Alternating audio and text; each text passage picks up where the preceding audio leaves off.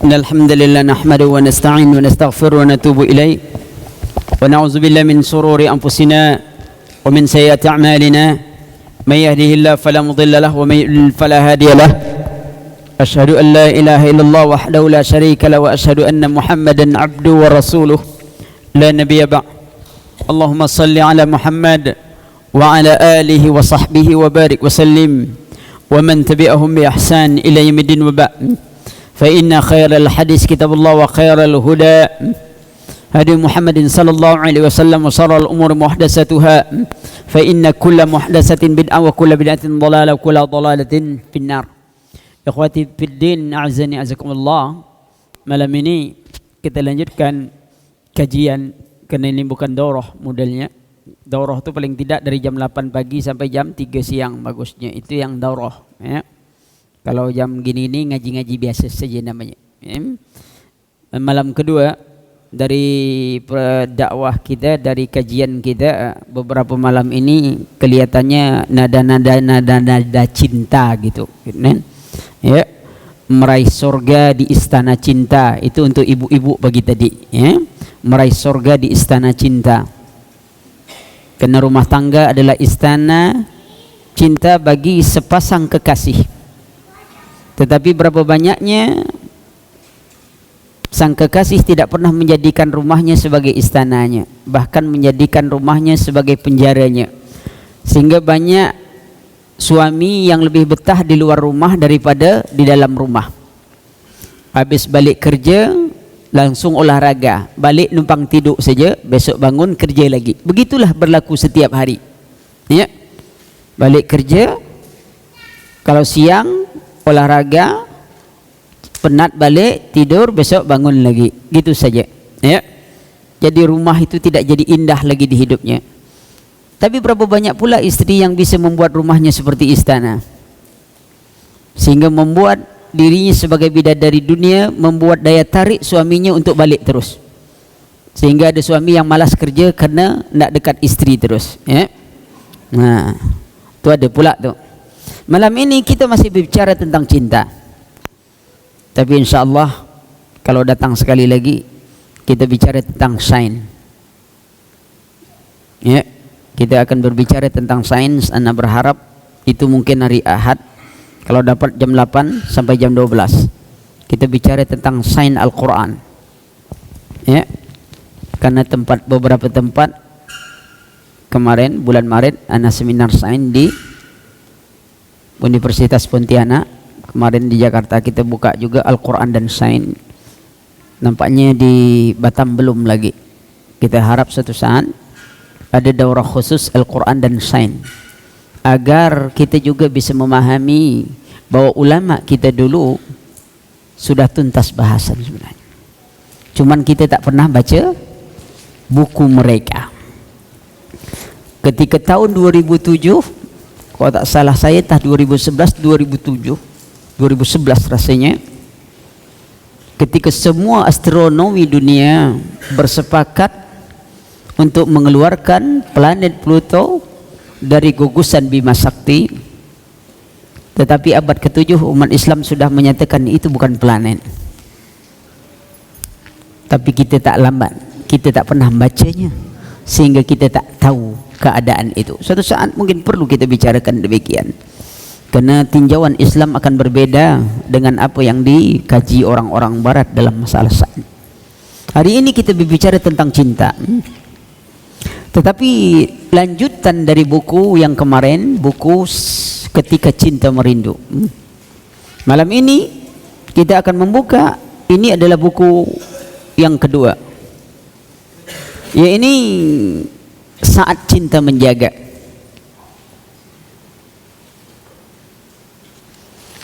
Kalau antum punya itu pada halaman pertama, itu pada bagian-bagiannya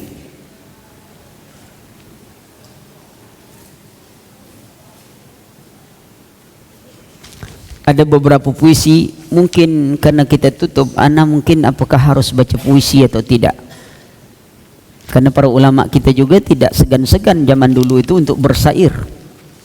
Tetapi sair-sair mereka, ya, Syair-syair yang punya makna yang dalam, nasihat. Kata-kata mereka kata-kata yang menyentuh hati. Manusia sebenarnya kita hari ini tak perlu lagi motivator-motivator yang ingin bisa membangkitkan. Kalau antum baca kitab para ulama, motivasi mereka sangat menakjubkan, dan motivasi mereka dunia, bukan dunia tapi akhirat. Tak ada motivator terbesar di dunia kecuali Rasulullah sallallahu alaihi wasallam. Tidak ada, ikhwan. Maka antum perhatikan, semua kata-kata Rasulullah, para sahabat, kata-kata para ulama sangat indah sekali kalau kita sebutkan. Ya. Baik, saya mulai dari muqaddimah dan saya mulai buku ini. Ya. Dalam halaman 11 dari risalah ini saya buka sedikit muqaddimahnya. Setelah ya, innal hamdalillah nahmaduhu wa nasta'in wa nastaghfiruh wa natubu ilaihi wa na'udzu billahi min shururi anfusina wa min sayyiati a'malina may yahdihillahu fala mudilla lahu wa may yudlil fala hadiya lahu asyhadu an la ilaha illallah wahdahu la syarika lahu wa asyhadu anna muhammadan abduhu wa rasuluhu la nabiyya ba'd. Allahumma salli ala Muhammad wa ala alihi wa sahbihi wa barik wa sallim wa man tabi'ahum bi ihsan ila yaumiddin wa ba'd. Ikhwati biddin, di halaman 11 awal buku ini ana mengungkapkan ini adalah nasihat lanjutan untuk anak kita. Untuk anak kita. Jadi yang belum punya anak, ya, dengar saja dulu, ya. Tapi pikir-pikirlah sikit, kapan antum akan punya anak? Menikah saja takut, ya? Gaji masih kecil, nak nikah makan aja tak habis susah. Makan saja saya pikir, antum kalau nak menikah banyak pikir, antum tak nikah-nikah. Ya. Kita ni hidup harus berencana, keluarga pun berencana. Nikah kalau tak punya rencana, nikah ditangkap namanya.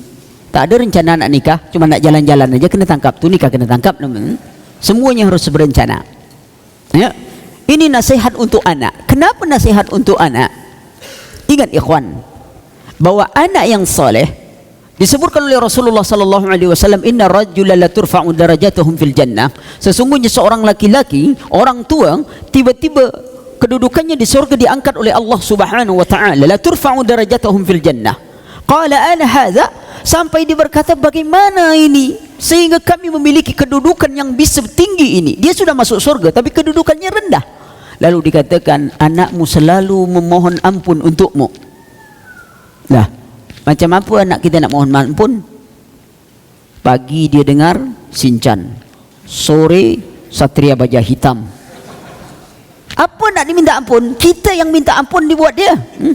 Minta ampun anak. Bukan dia nak minta ampun untuk kita. Kita minta ampun. Minta ampun anak ni betul-betul lah, kata dia. Hari ini Satria Baja Hitam. Sekali ditanya, kau kalau besar nak jadi apa? Kura-kura ninja. Antum bisa bayangkan. Anak bagus nak jadi kura-kura ninja. Anak yang soleh tak bisa dibentuk. Kita dulu membentuk diri kita. Anak yang soleh tak bisa dibentuk untuk diri kita. Maka ini sengaja saya tulis. Kadang-kadang kita orang tua ni kan jarang bisa bahasa lembut lah. Kita nak tunjukkan kuat kita. Nah, maka buku ini saya tulis dengan bahasa yang lebih lembut. Walaupun saya sendiri tak bisa keluar bahasa yang lembut kecuali dalam tulisan. Kalau dalam tulisan bisa, tapi bercakap susah. Baterainya selalu tinggi. Maka itu kalau minum mesti ada yang dingin-dingin untuk mendinginkan baterai itu. Ya? Perhatikan, anak-anakku, ketika ayah memulai merevisi risalah ini, ayah sedang berada jauh di antara kalian. Ayah sedang berkumpul bersama orang-orang besar, orang-orang yang sangat bersemangat memburu kemuliaan dan mengejar sesuatu yang menghidupkan dan menjadikan mereka sebagai orang-orang yang hidup.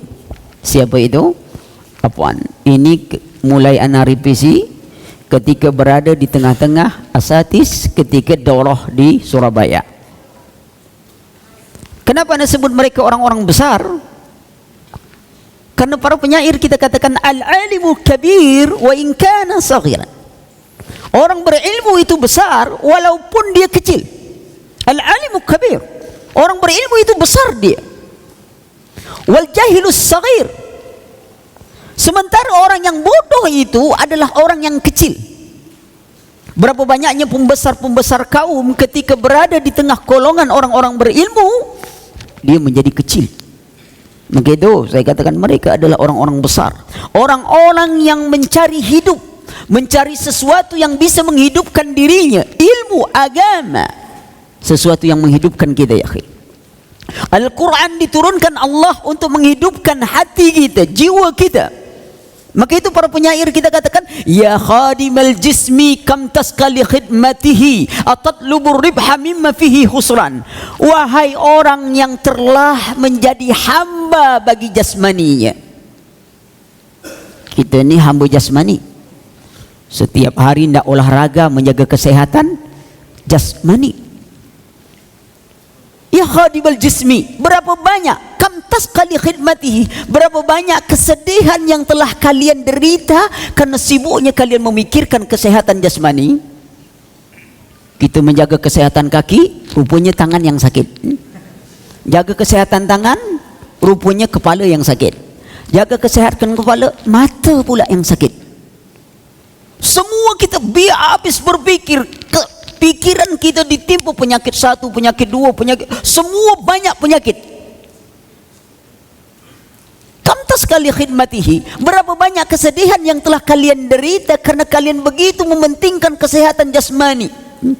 Sampai-sampai makan pun pantangnya bukan main, semua pantang. Kalau anak tu dua cuman pantang. Pantang jumpa, pantang bayar. Itu pantang tu. Kalau lah jumpa, makan. Bayar? Tak. Itu dia. Nah. Kita semua nak pantang. Duit banyak, tapi makan tak boleh pakai garam. Allah, malang betul nasib. Rumah gedung, tapi pembantu yang tinggal awak di dalam rumah sakit tu aja. Awak tak sakit, cuman rumah tu yang sakit. Dalam rumah sakit awak. Coba bayangkan. Kam taskali khidmatihi atatlubur ribha mimma fihi khusran. Apakah kalian menyangka kalian dapat untung dengan sibuk memikirkan jasmani kalian, tapi yang kalian dapatkan adalah kerugian. Aqbil ala ruh, maka hari ini mulailah kalian berubah, utamakanlah kehidupan ruh kalian. Karena kalian hidup hanya dengan hidupnya ruh. Maka itu orang-orang yang tidak paham agama, tidak belajar ilmu agama, dia seperti kuburannya, jasmaninya adalah kuburan yang berjalan membawa mayat hidup.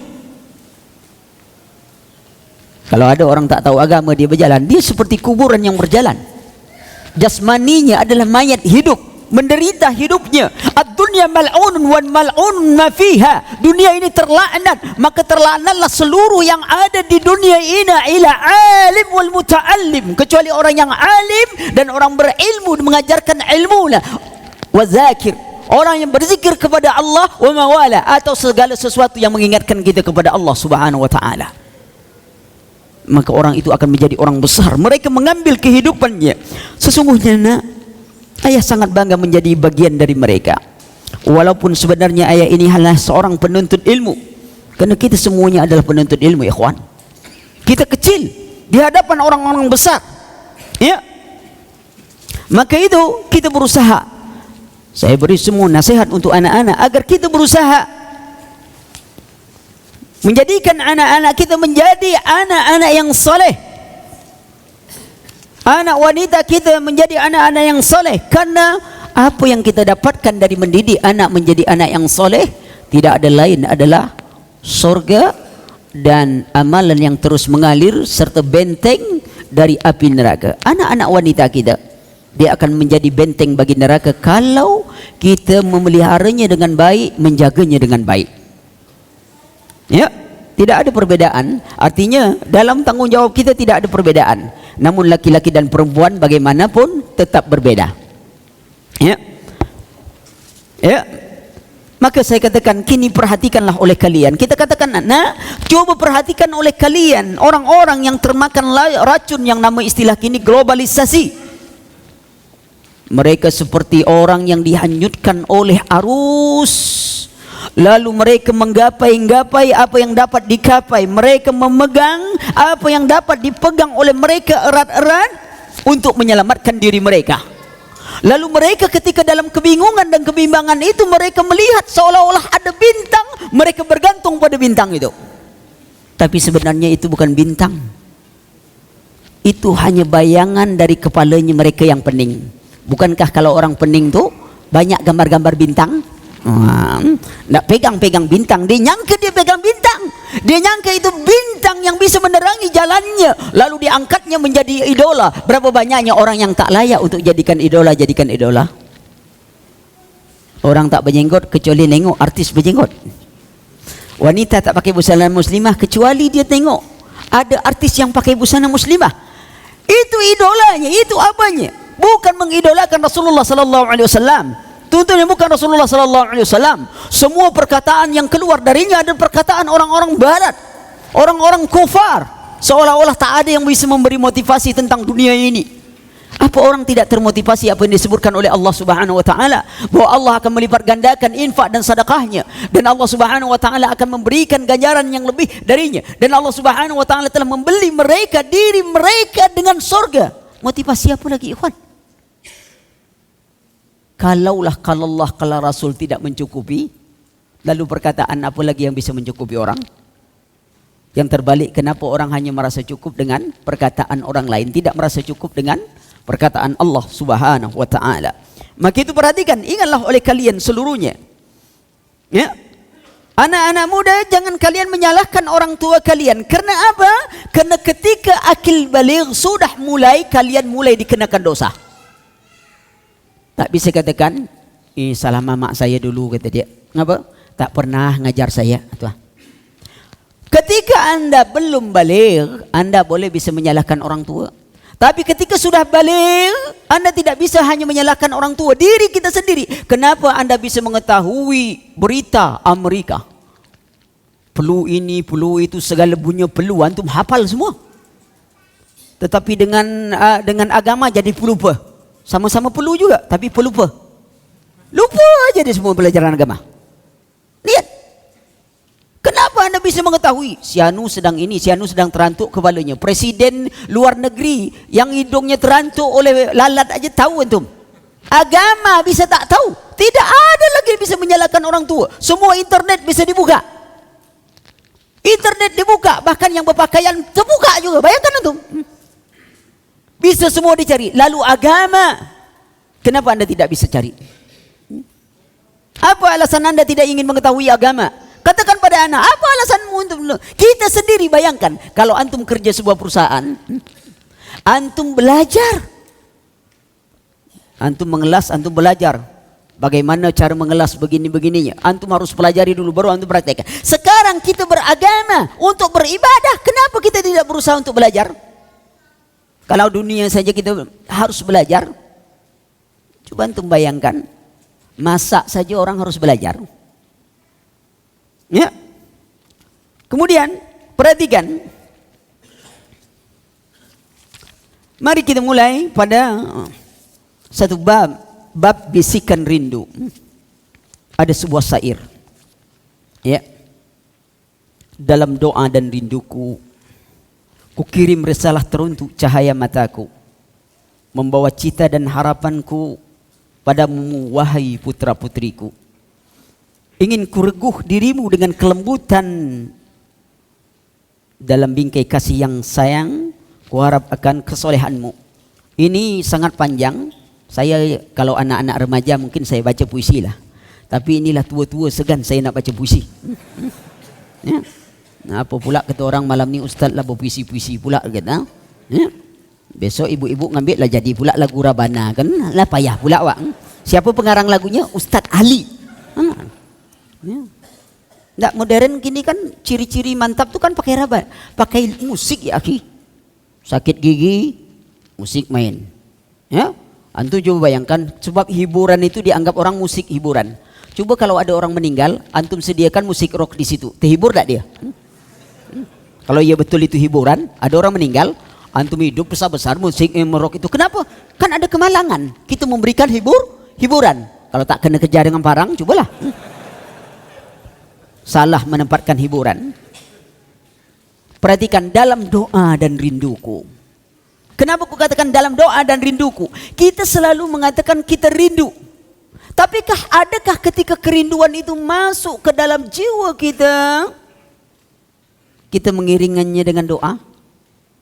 Ikhwan, ketika kita sedang keluar rumah, antum sedang bekerja di luar rumah, antum sedang jauh dari istri, antum sedang jauh dari anak-anak, ketika kerinduan masuk ke dalam diri kita, membuat kita harus ingin bertemu dengan dirinya. Ketika kerinduan ada, adakah doa terlontar dari mulut kita? Maka itu saya katakan dalam doa dan rinduku. Karena sebaik-baik ketika kita mengenang saudara kita, apalagi istri kita, anak kita, doa itulah yang utama. Karena doa saudara untuk saudaranya dalam keadaan tersembunyi, tanpa berita, dia mendoakan saudaranya, apalagi dia mendoakan kebaikan untuk anaknya. Adakah antum pergi umrah? Ada tak terfikir, ya Allah, beri kesempatan seluruh anak-anakku untuk dapat menunaikan ibadah di tanah suci dan mengecap pendidikan di negeri ilmu ini. Terus berulang sehingga punya pikiran anak kita bisa menjadi anak-anak yang saleh, karena kita bergantung pada doa ketika kerinduan yang jauh. Atau kita jadi orang tua yang tak pernah rindu pada anak kecuali pada istri. Perhatikan ikhwan, anak. Lalu saya katakan, ya, ku kirim risalah, ini dia risalah untuk anak-anak kita, ya, membawa cinta dan harapan, cinta harapan kita, cita dan harapan kita. Cita-cita kita yang tertinggi adalah bagaimana membentuk anak kita menjadi anak yang soleh. Apa kata Luqman Hakim kepada anaknya? Ma ta'buduna min ba'di, wahai anakku, apa yang kau ibadati setelah aku tak ada?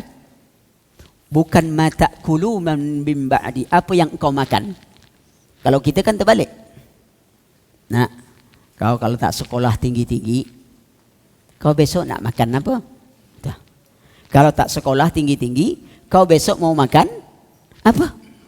Memangnya orang sekolah itu makan? Berapa banyaknya yang sekolahnya rendah makan juga? Perhatikan, bukan dilarang sekolah ya, tapi begitulah manusia. Yang penting ilmu. Ilmu itu tidak mesti dikecap di bangku sekolah. Memangnya antum dapatkan berita bahwa insinyur Imam Syafi'i, apa? Dr. Andes Ahmad bin Hambal, apa? Enggak kan? Bukan saya melarang, tapi berapa banyaknya orang mati ketakutan. Kamu besok jadi apa? Kamu jadi apa? Kamu jadi apa? Kenapa antum bingung anak itu jadi apa? Yang jelas dia jadi orang, bukan jadi-jadian. Apa yang bingung? Tapi apa yang kau ibadati anakku setelah ku tak ada? Berapa banyaknya orang makan, bagaimanapun orang tetap makan ya akhi. Ada pikirannya untuk makan. Sedangkan burung yang terbang tak sekolah tetap pandai cari makan. Ya. Ayam berapa banyaknya? Anak ayam berapa banyaknya? Makan semua anaknya. Ini yang bujang-bujang sampai tak nikah-nikah memikirkan nak makan saja. Ini betul-betul kelewatan. Ayam saja, walaupun tak pakai sepatu, antum kerja pakai sepatu semua. Tapi masih juga berpikir, kalau rumah aja Ustaz 800.000, makan Ustaz sekian ratus ribu sebulan tuh Ustaz. Belum lagi beli pulsa Ustaz. Itu lebih banyak daripada makan, ya? Beli pulsa lebih banyak daripada makan. Bayangkan, belum lagi obat tangan yang bengkak, ngetik SMS sampai bengkak Ustaz, gitu dia. Banyak lagi. Kalau dipikir-pikir, Ustaz tak bisa saya nikah. Iya, kalau antum pikir-pikir tentu antum tak nikah. Antum melamar aja lalu nikah, jangan pikir-pikir gitu. Lihat, tak malu antum dengan ayam tuh, banyak anaknya.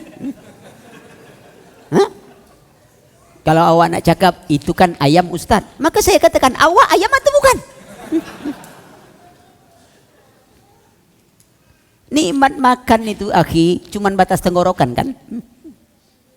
Lewat dari tenggorokan ini sama dah. Bahkan belum tentu makan yang enak tuh baunya lebih wangi daripada makanan tak enak. Belum tahu ya akhi? Batas ini aja. Maka kita nak mencari makan tuh semua yang kita cari di batas ini dah. Kalaulah lewat ke bawah itu sama saja semuanya. Maka bujang-bujang, ini belum ada ramalan ini. Kemarin 2013 kiamat, ternyata gagal sebab yang tukang ramal kena kiamat duluan. Ini kiamat tahun ini tak tahu kita, tak tahun berapa lagi kiamat. Menurut penelitian NASA, itu sekitar 236 abad lagi. Karena bumi itu, matahari itu akan terbit di barat nanti setelah 200 sekian abad. Karena itu pergeseran daerah kutub itu nanti, kutub utara, kutub selatan berputar dia, baru matahari terbit di barat.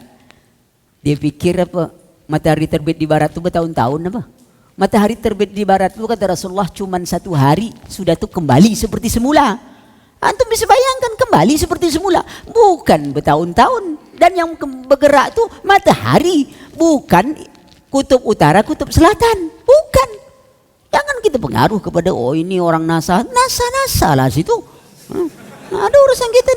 Kalau alam ini sudah dibicarakan oleh Rasul dan Nas, antum tak perlu pendapat orang lain tahu. Kecuali agama kita tak ada membicarakannya. Orang sampai tak ke apa? Antum percaya tak ada orang mendarat ke bulan? Hah? Antum percaya tak percaya? Agama kita tak ada bicarakan. Ngapa antum sibuk-sibuk nak mikirkan? Antum percaya? Percayalah tu. Antum tak percaya? Tak percayalah antum. Tak ada soalan. Kenapa? Antum tengok aja realitanya. Betul tak orang tulah sampai ke bulan? Oh, Amerika anak tak yakin yang sampai ke bulan tu orang kita tahu. Iya. Apollo 11 berhasil mendarat di bulan dengan selamat. Orang mana tu? Menjawab kan? Dan 4 orang awak. Orang awak mana-mana tu?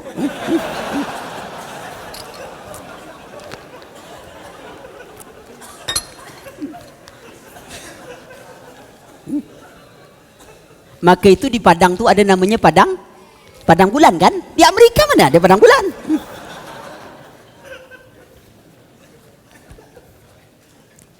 Itu nanti kita bahas lebih panjang. Malam ni ya itu bab intermezzo aja dikit. Jangan pula besok antum jawab yang jawab tu. Kalau ujian anak-anak jawabnya orang awak pak kata, nah itu salah. Itu intermezzo saja. Ya. Maka saya katakan, wahai putra putri semuanya, kuharap akan kesolehan kalian dan kemuliaan untukmu agar ia menjauhkan menjadi penawar keletihan dan ini semuanya. Saya tidak perpanjang tentang syair-syair ini.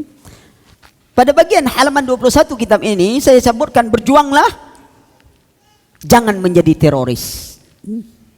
Berjuanglah, tapi jangan menjadi teroris. Ini keras, ya, karena suara saya memang keras. Kalau saya baca, berjuanglah, tapi jangan, itu lembut namanya, ya. Berjuanglah. Jihad adalah perjuangan kemuliaan. Dengan kemuliaan, bersama kemuliaan, diakhiri dengan kemuliaan. Itu jihad. Ya, terorisme adalah musuh kemuliaan, penindas kemanusiaan, racun yang menghinakan, bencana bagi kehidupan. Itu kata kuncinya. Allah Subhanahu wa taala berfirman, infiru khifafan wa siqalan. Berangkatlah kamu baik dengan dalam keadaan ringan maupun dalam keadaan berat. Seorang sahabat umurnya sudah tua waktu itu. Ketika dia mendengar, berjuanglah kalian dalam keadaan ringan dan dalam keadaan berat, lalu dia mendaftar diri dalam keadaan usia yang tua. Saya ingin pergi mendaftar perang. Apa kata anak-anaknya? Wahai ayah, engkau sudah tua, engkau tidak lagi diwajibkan untuk ikut perang ini, biarlah kami yang pergi perang. Apa jawabnya? Wahai anakku, tidakkah engkau perhatikan apa yang difirmankan oleh Allah Subhanahu wa taala? Berjuanglah dalam keadaan ringan maupun keadaan berat. Engkau berjuang dengan keadaan ringan dan aku berjuang dalam keadaan berat. Allah, ikhwan, semangatnya. Kita macam apa? Kita itu nak mikir dulu, panjang kita pikir.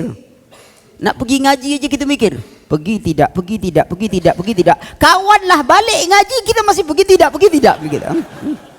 Bila selesai ngaji? Semangat. Maka anakku, jadilah kalian berjuang. Hidup adalah perjuangan. Perjuangan membutuhkan pengorbanan. Pengorbanan membutuhkan cinta. Cinta membutuhkan keikhlasan. Dan keikhlasan membutuhkan ilmu. Anda tidak dapat ikhlas kalau tanpa ilmu. Karena setan sangat pandai untuk menghapus keikhlasan. Kadang-kadang kita terkecoh, lalu kita mengatakan, bagaimana? Apanya? Oh, saya ikhlas. Ikhwan, ketika kita mengatakan kita ikhlas, kita masih membutuhkan keikhlasan. Kalau kita betul ikhlas. Kalau kita betul ikhlas saat kita mengatakan ikhlas, sesungguhnya kita masih membutuhkan keikhlasan. Tapi kalau kita tidak ikhlas, maka celakalah hidup kita. Lalu apa yang Anda banggakan dengan saya ikhlas, saya ikhlas? Para sahabat tak mau menyebutkan saya ikhlas, saya ikhlas. Iya. Dengan ilmu kita tahu bagaimana bentuk keikhlasan. Majelis ta'lim kita datangi, kita ini semuanya. Apakah kita datang itu dengan keikhlasan sehingga kita menjadi hidup dengan datangnya majelis ta'lim? Hati kita jadi tenang, pikiran kita menjadi lapang, ada semangat kita karena kita sangat membutuhkan dan bergantung pada ilmu. Ketika semua orang sudah tak ada lagi, ketika kita dihantar orang di kuburan, lalu kita dimasukkan dalam gelapnya kuburan, semua orang telah pergi. Istri-istri yang dahulu yang kita cintai, yang katanya sehidup semati dengan kita, ternyata kita mati, dia hiduplah sendiri. Satu hidup, satu mati. Kalaupun ikhwan, 1 tahun sekali katanya dia biasa ziarah, dia hanya ingin mengenang sejenak masa nikmat dengan dirimu.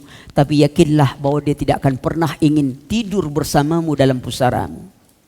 Lalu untuk apa harta yang kau kumpulkan?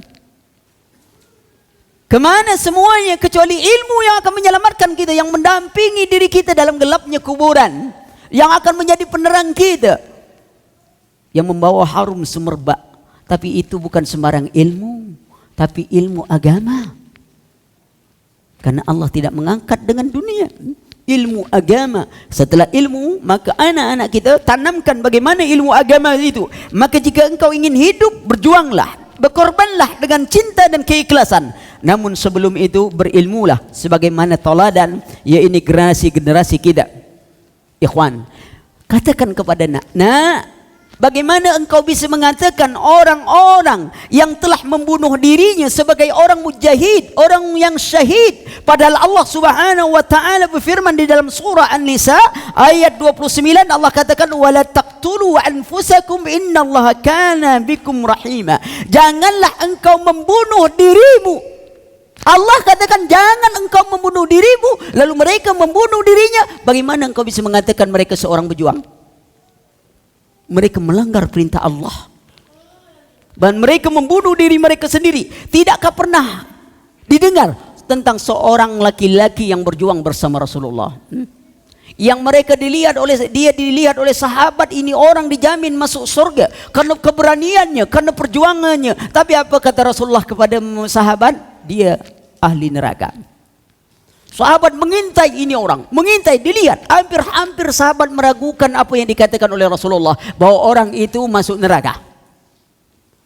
Karena lihat perjuangannya, beraninya, gagah ke medan perang. Ternyata dia terluka dan dia tidak tahan menahan sakitnya luka, dia ambil panah dan dia bunuh dirinya, ikhwan. Neraka. Lalu bagaimana para terorisme berani disebut sebagai pejuang? Bagaimana mereka telah melanggar perintah Allah Subhanahu wa taala, mereka merenggut nyawa manusia tanpa hak. Lihat kisah Qabil dan Qabil. Pembunuhan tanpa hak. Lalu bagaimana juga mereka yang telah membunuh anak-anak wanita, padahal dalam Islam wanita, anak-anak itu tidak boleh dibunuh. Bagaimana antum menganggap mereka pejuang? Bagaimana mereka lagi memberikan rasa ketakutan, padahal seorang muslim dilarang memberikan ketakutan kepada saudara muslim yang lain. Ya. Lalu bagaimana pula engkau ingin mengatakan bahwa mereka adalah pejuang kebenaran, pejuang jihad, padahal mereka telah membunuh orang-orang kafir yang terikat perjanjian dengan kaum muslimin. Rasulullah sallallahu alaihi wasallam bersabda, "Man qatala mu'ahadan lam yarih raihatal jannah." Barang siapa membunuh orang kafir yang terikat perjanjian dengan kaum muslimin, dia tidak akan pernah mencium bau surga. Maka anak-anakku, berjuanglah, tapi jangan sekali-kali kalian menjadi teroris. Ya. Karena mereka telah melakukan dosa-dosa besar. Mereka membunuh manusia, padahal Allah Subhanahu wa taala sangat menghargai nyawa seorang mukmin, darah seorang mukmin. Maka itu perhatikanlah. Ya. Tidakkah engkau menyadari pada bagian halaman 28-nya, ya, bahwa aksi tersebut merupakan bagian dari rancangan Yahudi. dalam protokol ketiga. Disebutkan rancangan Yahudi tentang apa? Bukan tentang terorisme yang itu, tapi tentang demon. Di samping itu hati-hati dengan demonstrasi, karena itu adalah rancangan Yahudi. Antum baca protokol Yahudi, antum tulis ada The Protocol of Zion. Protocol of Zion ini adalah rancangan yang dibuat menurut penelitian sejarah. Ini ditulis oleh General Fig. General Fig ini adalah orang yang merancang 2 perang dunia. Nanti kita masuk bahasan tentang itu. Ya, dia rancang semua proses perang-perang seperti itu menurut pengetahuannya seorang general perang. Ya. Apa kata mereka dalam protokol ketiga? Kita harus mempertajam ketegangan pemerintah dan rakyat agar wibawa pemerintah menjadi lemah dan rakyat pun tidak memiliki daya untuk bertindak. Kemudian kita akan mudah menguasai keduanya sesuai dengan tujuan kita. Kita harus mampu memberikan semangat agar para aktivis partai pergerakan merebut kursi-kursi pemerintahan. Protokol Yahudi pasal ketiganya. Dalam bab yang lain dalam protokolnya, kita akan menciptakan manusia yang dengan rela hati berkorban masuk dalam kancah perselisihannya. Hari ini semua orang masuk dan dia rela berkorban dalam kancah perselisihan itu. Bayangkan ikhwan, rancangan itu berapa banyaknya kaum muslimin, dan malang lagi rancangan itu pun digunakan oleh Syiah. Dalam 50 tahun program revolusi Iran, kalau antum masuk situs Khomeini, 50 tahun program revolusi Iran, dan Indonesia masuk 10 tahun ketiga. Apa angkatnya isu? Mengangkat isu Wahabi. Masuk parlemen. Sudah itu mengadakan semua kegiatan yang berbau-bau Syiah. Untuk apa? Agar orang demon. Kalau demon, maka dia akan mundur, maka orang jadi membenci ahli sunnah, dan orang akan memuji Syiah. Pemerintah semakin baik dengan Syiah karena dia patuh untuk menghentikan acaranya, tapi orang ahli sunnah akan demo dengannya. Lihat hebat pancingannya. Bagian kita tidak menyadari gerakan itu. Bagaimana hebatnya dia. Ajarkan saja kepada anak-anak kita tentang apa? Bagaimana bersikap kepada sahabat, kepada tabi'in, kepada Rasulullah, kepada ummul mukminin. Ajarkan itu. Tak perlu antum ceritakan Syiah begini. Itu bisa ada dalam sekedar bacaan, tapi tidak perlu ada forumnya. Kenapa? Dia akan menjadi berita untuk orang lain, tapi kenyataan akan dilihat oleh orang tak ada. Akhirnya kita yang dituduh pembohong. Kenapa? Karena Syiah punya akidah nifaq, munafik, sehingga tak akan nampak kecuali orang-orang yang diberi ilmu oleh Allah Subhanahu wa taala. Ya, itu dia satu bagian, dan racun seperti itu. Kemudian perhatikan pada bagian keduanya, jujurlah, jangan menjadi pengkhianat. Jujurlah, jangan menjadi pengkhianat. Ya. Kenapa saya katakan jujurlah? Sungguh banyak kisah teladan dari kejujuran itu. Ya. Saya katakan, anak-anakku, pada era globalisasi ini, fitnah telah melanda kaum muslimin. Fitnah tersebut masuk ke dalam jiwa-jiwa mereka secara total dan menyeluruh, sebagaimana virus rabies yang masuk ke dalam tubuh dan tidak menyisakan sedikit pun dari persendian kecuali virus itu masuk ke dalamnya. Sungguh nak, kejujuran itu sangat diperlukan dan sangat besar nilai. Ya, kendati pun zaman ini manusia menganggap kejujuran itu adalah sebuah pengkhianatan. Hari ini orang menganggap jujur adalah pengkhianatan. Kalau ada kawan, ada proyek, ini kita naikkan lah. Apa kata kawan yang satu? Jangan. Wah, ini tak setia kawan nih. Awak semuanya sepakat naikkan, cuman dia je tak naikkan. Nah, dah. Dianggap pengkhianat. Lalu yang kata, sudah, saya tanggung. Ini baru dia mantap. Itu dia. Yang jujur dianggap pengkhianat. Hari ini sebagaimana disabdakan oleh Rasulullah sallallahu alaihi wasallam, sayati 'alan nasi sanawatun khadda'atun. Ya. Yusaddiqu fiha al-kadzib. Akan datang nanti tahun-tahun yang penuh dengan tipu daya. Pada saat itu seorang pendusta dibenarkan, bahkan wa yukadzibu fiha as-sadiq, yang benar yusaddiqu fiha, yang pengkhianat dianggap pahlawan, yang jujur, sementara yang jujur dianggap sebagai pengkhianat. Hari ini itu terjadi, ikhwan. Berapa banyaknya itu yang terjadi. Maka itu jujurlah. Orang kufar bisa berlaku jujur, tapi kita tak bisa berlaku jujur. Orang kufar jujurnya karena dunianya. Bahkan jujur itu perintah kaum dari agama kita. Jujurlah. Kenapa kita tidak bisa berlaku jujur dalam semua keadaan? Kejujuran itu sangat berkah dalam hidup kita. Ya, perhatikan kejujuran yang mendatangkan keberkahan. Ya, pernah kita mendengar, ya, kalau orang biasa jujur, Allah akan catat dia sebagai seorang ya yang jujur. Pernah antum dengar kisah Ka'ab bin Malik? Ketika perang Tabuk beliau tidak ikut. Padahal yang tidak ikut itu bukan hanya beliau dengan 3 temannya. Banyak orang munafik yang juga tidak ikut. Tapi orang-orang munafik ini ya pandai bersilat lidah. Sebenarnya Ka'ab bin Malik jauh lebih pandai daripada orang munafik untuk bersilat lidah.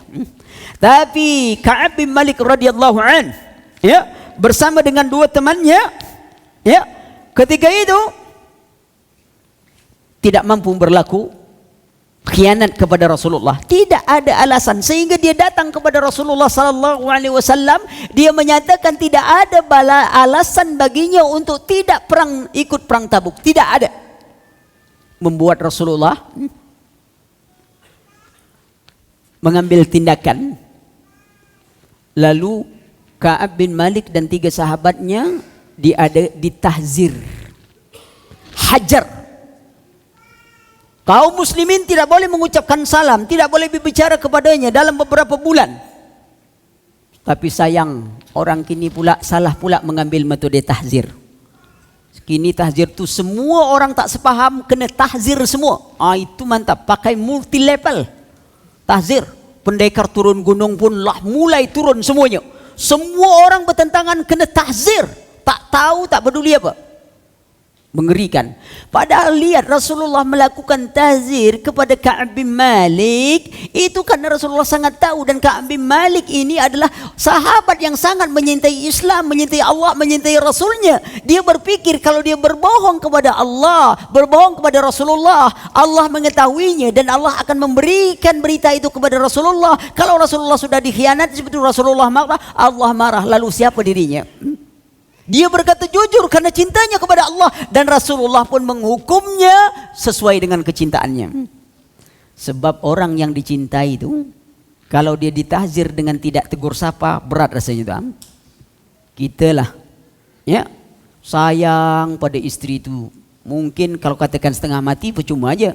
Kata orang, saya sayang istri itu setengah mati, apa awak nak sayang setengah mati itu pingsan? Apa guna awak sayangi istri sampai pingsan? Tak ada guna. Orang sadar-sadarlah nyayangi istri itu. Ya, jangan sampai setengah mati. Setengah hidup pun tak boleh. Ya? Kata Rasulullah, seadanya, jangan terlewat. Kan Rasulullah, cintailah istrimu setengah mati atau setengah hidup. Tak ada. Wajar. Ya. Ini keadaan.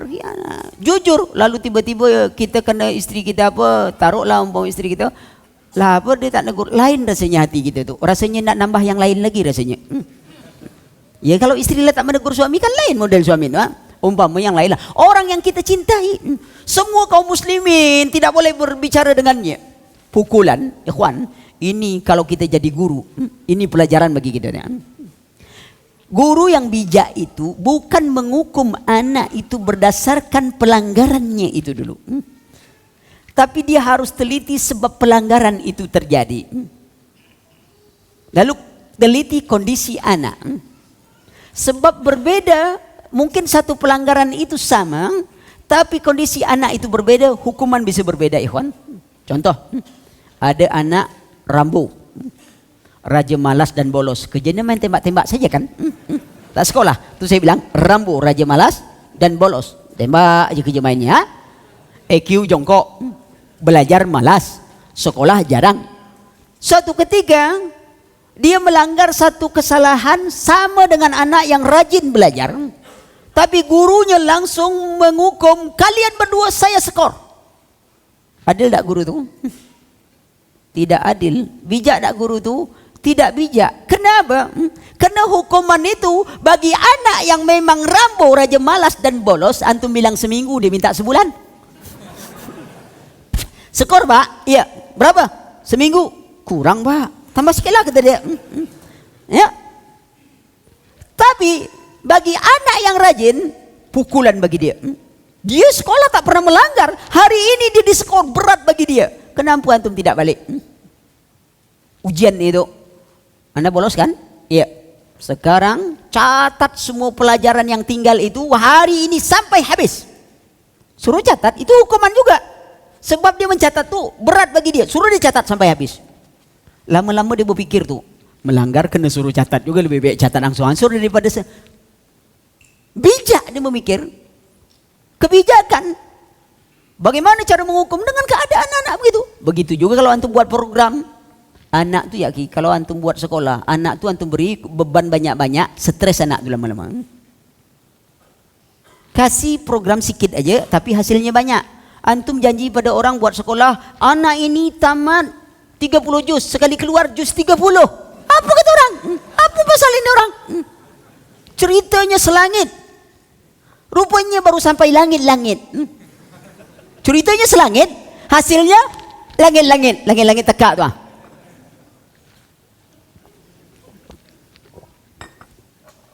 Jangan dibebani anak. Sikit. Tapi rutin. Insya Allah. Coba di sekolah sampai sore. Tak masalah. Biasa aja. Tapi kalau sudah bebannya banyak, kemudian sudah ujian, yang nak jadi juara itu orang tua, itu pening kepala anak. Kenapa saya katakan kalau ujian tu nak jadi juara orang tua? Kalau rapor tu merah, siapa yang marah? Orang tuanya kau atau anak itu marah? Anak tu tanya, berapa rapormu? Tidak tinggi pak, ada merahnya 4 kata dia. Apa kamu? 4 merah? Ada apa pak? Bapak tidak pernah seperti itu. Kamu ini anak siapa sampai merah sampai 4? Bapak dulu. Bapak merah semua kata dia. Ya. Pak, coba bapak yang dapat ujian kata dia. Kan gitu kan? Pak, coba bapak ikut ujian kata dia. Sama tak nilai kita? Kan kacau tu. Dia yang ujian, awak yang pening kepala. Dia ajar-ajar juga. Tapi kan anak itulah berusaha. Kenapa antum sibuk-sibuk yang nak ini? Ajarkan tetap. Kenapa antum beratkan ini? Memangnya kita nak naik kelas. Lah tu guru pula kena marah. Bicara kadang sebagian orang tua marah-marah kepada guru. Kamu begini, saya sudah bayar macam ini. Kamu tak buat sekolah sendiri aja, buat ijazah sendiri. Apa sendiri? Semua sendiri. Besok mati masuk kubur sendiri. Semuanya perlu kerjasama satu sama lain. Ya, maka lihat Ka'ab bin Malik. Ya, lalu kejujuran itu menghasilkan Allah menerima tobatnya. Wallah, langsung Allah menerima tobatnya. Maka itu jangan jadi pengkhianat. Karena bagaimana kita mengetahui Syiah telah mengkhianati kaum muslimin. Saya cukup ceritakan pada antum realita di Suriah. Realita itu di Irak. Antum kalau ada CD, saya akan memutarkan bagaimana mereka itu di mimbar-mimbar mereka mendoakan George Bush dengan sebut radhiyallahu anhu. Saya punya CD-nya. Mereka di atas mimbar mendoa agar dikumpulkan Allah bersama George Bush. Bayangkan antum, insya Allah besok dikumpulkan. Ya, dia minta berkumpul George Bush, besok dikumpulkan. Allah kumpulkan besok. Lihat, doanya radhiyallahu anhu itu disebutkan. Yang besok selek kita tengok kan, mengerikan. Ya, bagaimana pengkhianatan mereka pada pasukan Tatar. 2 juta umat Islam Ahlus Sunnah dibantai oleh pengkhianatan Syiah ketika Tatar masuk, pasukan Mongol masuk. Bayangkan antum, maka pengkhianatan berulang sampai hari ini. Maka binalah anak kita jangan sampai menjadi seorang pengkhianat seperti kehidupan seorang Syiah. Betapa kejinya pengkhianatan itu, ya. Karena orang-orang Islam, orang-orang yang jujur, ya. Karena banyak antum sila bacakan masalah pengkhianatan Syiah. Tapi kalau antum ingin buah sebuah disertasi tentang itu, antum baca Buku judulnya Pengkhianatan Syiah yang ditulis oleh Dr. Ali Abdus Sami. Buku itu sudah diterjemahkan, dan buku itu mungkin di Gramedia atau apa ada, antum silakan baca. Buku itu disertasi. Awalnya dia ingin mencari persamaan Islam dan Syiah. Tapi setelah dibaca dia dapatkan pengkhianatan Syiah. Lalu jadilah disertasi doktornya kalau tak salah saya. Dan itu buku sudah diterjemahkan. Bagus antum baca buku-buku seperti itu. Ya, saya tidak masuk kepada bab-bab demikian tentang pengkhianatan Syiah itu sendiri. Kemudian di dalam buku ini saya tuliskan itu sebagian besarnya, ya. Pada bab 2-nya harapan rindu. Harapan rindu, rinduku menyentak jiwaku, mengharap perjumpaan, menanti sapaan, kejauhan menjadi penghalang dalam sunyi kesendirian di ujung kelam. Kutadahkan tangan menyatukan pinta dan harapan. Kuharap doa ini meringankan beban rindu yang memberatkan. Dihimpit harapan kebahagiaan atas keselamatan cahaya mataku. Agar pandangan masa depanku semakin nyata. Kuharap doaku meredam rindu, membelai buah hati harapan tuaku. Kuharap mengalir bagai tetesan air kehidupan, menyejukkan dan memadamkan panasnya kerinduan. Orang tua selalu memikirkan anak. Maka bagian pertama, berilmulah sebelum beramal. Kenapa? Saya katakan kali ini ayah menyampaikan kepadamu tentang racun hidup yang senantiasa memburu kalian. Racun itu tidak hanya mampu menghancurkan duniamu, namun ia dapat menghancurkan akhiratmu. Hal ini sangat perlu untuk kalian ketahui, karena banyaknya generasi seusiamu yang tanpa disadari telah meracun diri mereka sendiri. Ketahuilah olehmu wahai anakku, bahwa racun itu sengaja dilepaskan oleh musuh-musuh agamamu, karena mereka menyadari betapa besar peran generasi muda dahulu dalam memperjuangkan Islam. Oleh karena itu mereka tidak tinggal diam, dan dengan segala upaya mereka berusaha menghancurkan generasi harapan umat. Sebab mereka sangat mengerti bahwa kehancuran suatu bangsa bukan sekedar memusnahkan dan kematian, bukan sekadar musnah dan kematiannya. Jadi bukan bangsa itu hancur, bangsa itu musnah, atau bangsa itu tak ada lagi. Bukan. Hakikat kehancuran bangsa bagi mereka adalah kehancuran yang menghinakan, adalah bangsa itu tidak lagi hidup dengan identitas dirinya. Itulah kehancuran. Anak muda Islam namanya sudah Islam, tapi mereka sudah tidak memiliki identitas Islam. Mereka sebagaimana riwayat hadis diriwayatkan oleh Al-Imam Darimi dengan sanad yang dhaif, yang diterangkan oleh Rasulullah sallallahu alaihi wasallam, sayati 'ala an-nas la yabqa min al-islam illa ismuhu wa la yabqa min al-Qur'an illa rasmuhu wa masajiduhum mu'amiratun wa hiya haramun min al-huda wa ulama'uhum saru man tahta adimi as-sama' min 'indihim takhujul fitan wa ilaihim ya'un. Akan datang suatu masa nanti la yabqa min al-islam, tidak tinggal Islam kecuali nama saja. Semua orang memiliki nama-nama Islam, nama-nama indah yang Islam. Tapi adakah nama-nama Islam yang dimiliki itu mencerminkan nilai keislamannya? Anak-anak muda kita coba untuk lihat. Pakaiannya tidak lagi pakaian Islam. Minumannya pun tidak lagi minuman Islam. Hari rayanya tidak lagi hari raya Islam. Permainannya tidak lagi permainan Islam. Semuanya sudah diracuni. Ini yang saya sebutkan adalah artinya jika pun manusia generasi itu hidup, generasi itu hanyalah seperti buih banjir. Dia ikut kemana arus. Kalau musim pandrok, rambut panjang tapi jorok, itu dia. Semuanya ikut semuanya. Nengok orang kufar pakai metal, semuanya salam metal. Dia ikut semua berbagai gerakan. Dia tidak pernah meneliti keadaan bahwa itu adalah racun yang sengaja dilontarkan oleh mereka untuk menghancurkan generasi muda Islam. Ya, generasi muda Islam dalam protokol Yahudi, protokol ke-13 pada poin ketiga disebutkan supaya umat manusia tetap dalam kesesatan. Perhatikan ini ikhwan. Tidak tahu apa yang telah terjadi di belakangnya dan apa yang akan terjadi di hadapannya. tidak tahu rencana yang ditujukan terhadapnya, kami akan memalingkan pikiran mereka dengan membuat acara-acara hiburan entertainment dibuat. Kemudian apa? Permainan yang mengasihkan, berbagai macam jenis olahraga dan permainan yang memancing syahwat dan kelezatan, memperbanyak gedung-gedung yang indah dan bangunan-bangunan yang penuh hiasan. Kemudian kami buat surat kabar dan media massa mengajak kepada perlombaan seni dan turnamen olahraga. Tidakkah itu jadi kenyataan? Hari ini hiburan sangat mengagumkan. Nama tarian jenisnya macam-macam. Segala goyang semuanya ada. Cuman goyang puting beliung belum ada namanya. Goyang ini, goyang, semua goyang. Lihat. Yang hebat pula yang menari itu pakai jilbab tak pakai jilbab. Semua sama saja. Wallah ikhwan. Itulah menurut mereka hiburan. Tapi ketika mereka ditinggalkan oleh orang yang mereka cintai, pernah tak mereka ingin berjoget-joget? Kalau ya betul itu hiburan, pas meninggal umpamanya sang istri meninggal suami, pandai pula dia pakai tutup sikit tu, malu, nangis dia. Kenapa dia tak berjoget-joget supaya terhibur? Kalau saya kan nak meninggal, sakit gigi saja tak nak dihibur dengan musik kan?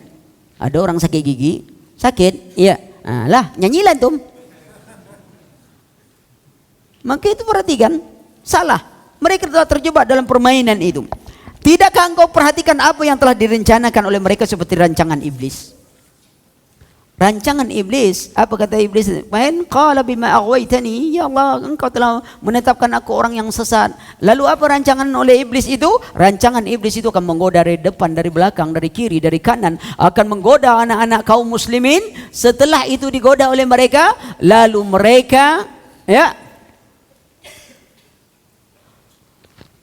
mereka merubah wujudnya, generasi harapan, merubah wujudnya jadi berubah macam-macam bentuk. Apa racun itu? Perhatikan ikhwan. Pada bab ini saya sebutkan sebuah rancangan pada tahun 1953 di Al-Quds di Palestina. Yahudi dan Nasrani telah membuat sebuah rancangan dan mereka mengatakan target kita adalah tidak menghancurkan muslim, akan tetapi kita akan menciptakan generasi mereka yang jauh dari agama. Target kita bukan menghancurkan kaum muslimin, karena mereka tidak akan mungkin bisa menghancurkan kaum muslimin ikhwan. Karena kaum muslimin semakin terdesak akan nampak kekuatannya. Antum melihat pasukan Tatar tadi, kaum muslimin sudah hancur, sudah lemah, sudah ini. Kemudian dikeluarkan se-Islam, kemudian para ulama lain membangkitkan semangat kaum muslimin. Dulu kaum muslimin sangat takut kalau ada seorang Tatar di pasukan itu memperkosa di jalan, mabuk-mabukan, tak ada kaum muslimin satupun yang berani. Begitu dibangkitkan oleh para ulama, se-Islam Ibn Taimiyah dikeluarkan dari penjara, lalu se-Islam Ibn Taimiyah berdakwah membangkitkan semangat untuk melawan pasukan Tatar. Terjadilah perang di Ainul Jalud dan pasukan Mongol kalah telak. Semenjak itu Mongol tidak berani lagi menyerang umat Islam. Hari ini mereka sadar. Antum lihat pada perang salib, perjuangan kaum muslimin semakin dikepung, mereka semakin kuat. Ketika makin kuat ini mereka sadar salah satu ingin menjauhkan mereka, menghancurkan mereka, generasi mudanya. Bagaimana caranya? Jauhkan generasi muda itu dari syariat Islam. Berhasil tak? Apa kata mereka buat rancangan? Semua rancangan dan strategi secara sederhana dapat kita simpulkan di dalam sebuah program yang sering saya sebut dengan 4F 5S. F yang pertama food, yang kedua fun, yang ketiga fashion, yang keempat film dan TV, yang kelima ada S, sex, yang keenam smoke, yang ketujuh sign, yang kedelapan sport, yang kesembilan song and music. Ada satu lagi itu yang ke-10 racun, yang saya masukkan madu yang beracun. Maksud madu beracun itu, pernah tidak dengar dengan Kristen Ortodok Suriah? Pernah antum dengar? Mungkin ikhwan-ikhwan ada dengar. Yang pakaiannya sama dengan Islam, solatnya sama dengan kita, wanitanya semua pakai kerudung, cuma ada apa sedikit saja. Itu racun dan itu ada di Jakarta. Ada juga. Dan rumah ibadah mereka kalau dia tidak pakai salib sama dengan masjid, ikhwan. Sama. Solatnya sama, kitabnya pun bahasa Arab. Ada pula musabaqah tilawatil Injil. Ada. Nah, itu terjadi. Ya, itu racun. Mari kita bahas sedikit karena ini penting. Ya, food. Ya, makanan. Ya, makanan perlu juga dipahami. Banyak kini karena saking semangatnya, ya, orang coba berusaha membaikot makanan. Kentucky ini itu semua dibaikot. Apa kita tak salah apa? Mana yang patut untuk baikot? Tapi apa tidak salah antum membaikot Kentucky, tapi apa Windowsnya antum pakai juga, laptop antum pakai juga, Samsung antum pakai juga, internet antum pakai juga. Tengok mana lebih mahal laptop antum tu dibanding dengan Kentucky itu? Kenapa antum tak baikot semua? Jangan pakai semua produk dia, antum buat aja sendiri. Ya, tetapi yang lebih dahsyat lagi, apa produk mereka? Pergaulan bebas. Kenapa itu tidak boikot itu pergaulan bebas? Hanya masalah Kentucky. Kadang-kadang Kentucky itu pun orang kita pula yang jualan macam itu. Cuma namanya Kentucky. Kalau dia salah tulis jadi Kentucky kan tak bagus bunyinya. Ya, namanya aja. Yang buat orang kita juga. Apa masalahnya ya, akhi? Maka itu harus hati-hati, kita lebih bijak kita. Selagi itu tidak menjadi ciri khas mereka, kita dibolehkan. Bukan ciri khas mereka. Kalau itu sudah ciri khas mereka, kita tidak boleh meniru mereka. Ya. Oh, kan apa salahnya? Kalau antum bicara apa salahnya, itulah salahnya. Lihat keadaan. Ya. Nah, hanya masalah dalam makanan ini, antum perhatikan dia kadang-kadang tidak dalam wujud makanan langsung bertulis lemak babi. Tidak, ikhwan. Dia wujudnya kadang-kadang pertama tempat makan. Dibuatnya kafe-kafe ini lalu anak-anak muda senang. Wah, sambil ngopi segelas 3 jam. Segelas 3 jam. Lupa anda minum kopi tadi ya, ada kopi sini sudah.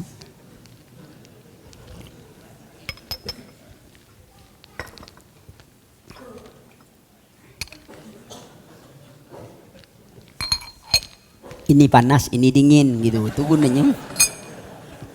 Jadi kalau pop panas kena dingin, ya, itu mantap, baru mantap.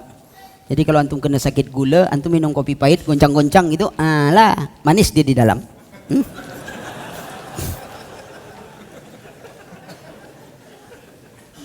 Tak payah beli gula lagi kan, enak kita.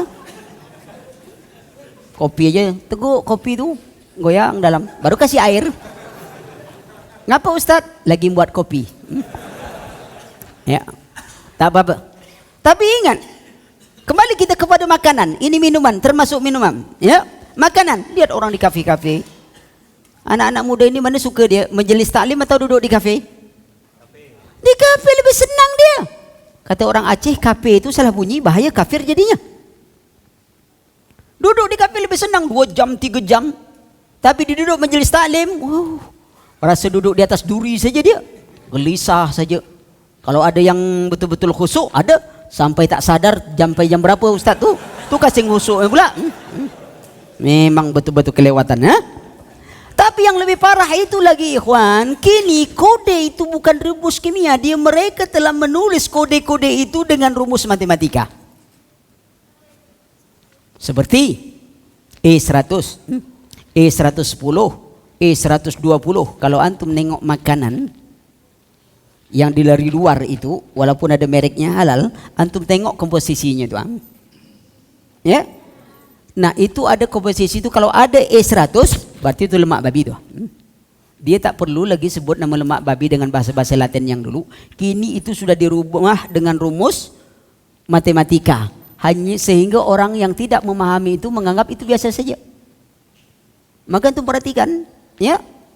Saya anak punya buku khusus tentang ini, kecil saja bukunya, saya tak bawa, kecil, mungkin kalau di fotokopi cukup, tapi kini saya tak bawa, itu bisa dikopi, sebab itu ada sekitar 100-an lah kode yang ada lemak babi. Antum bisa lihat, tapi berapa orang kita yang suka nengok? Kita cuma usah beli, makan. Setelah pengumuman, bakso campur daging babi.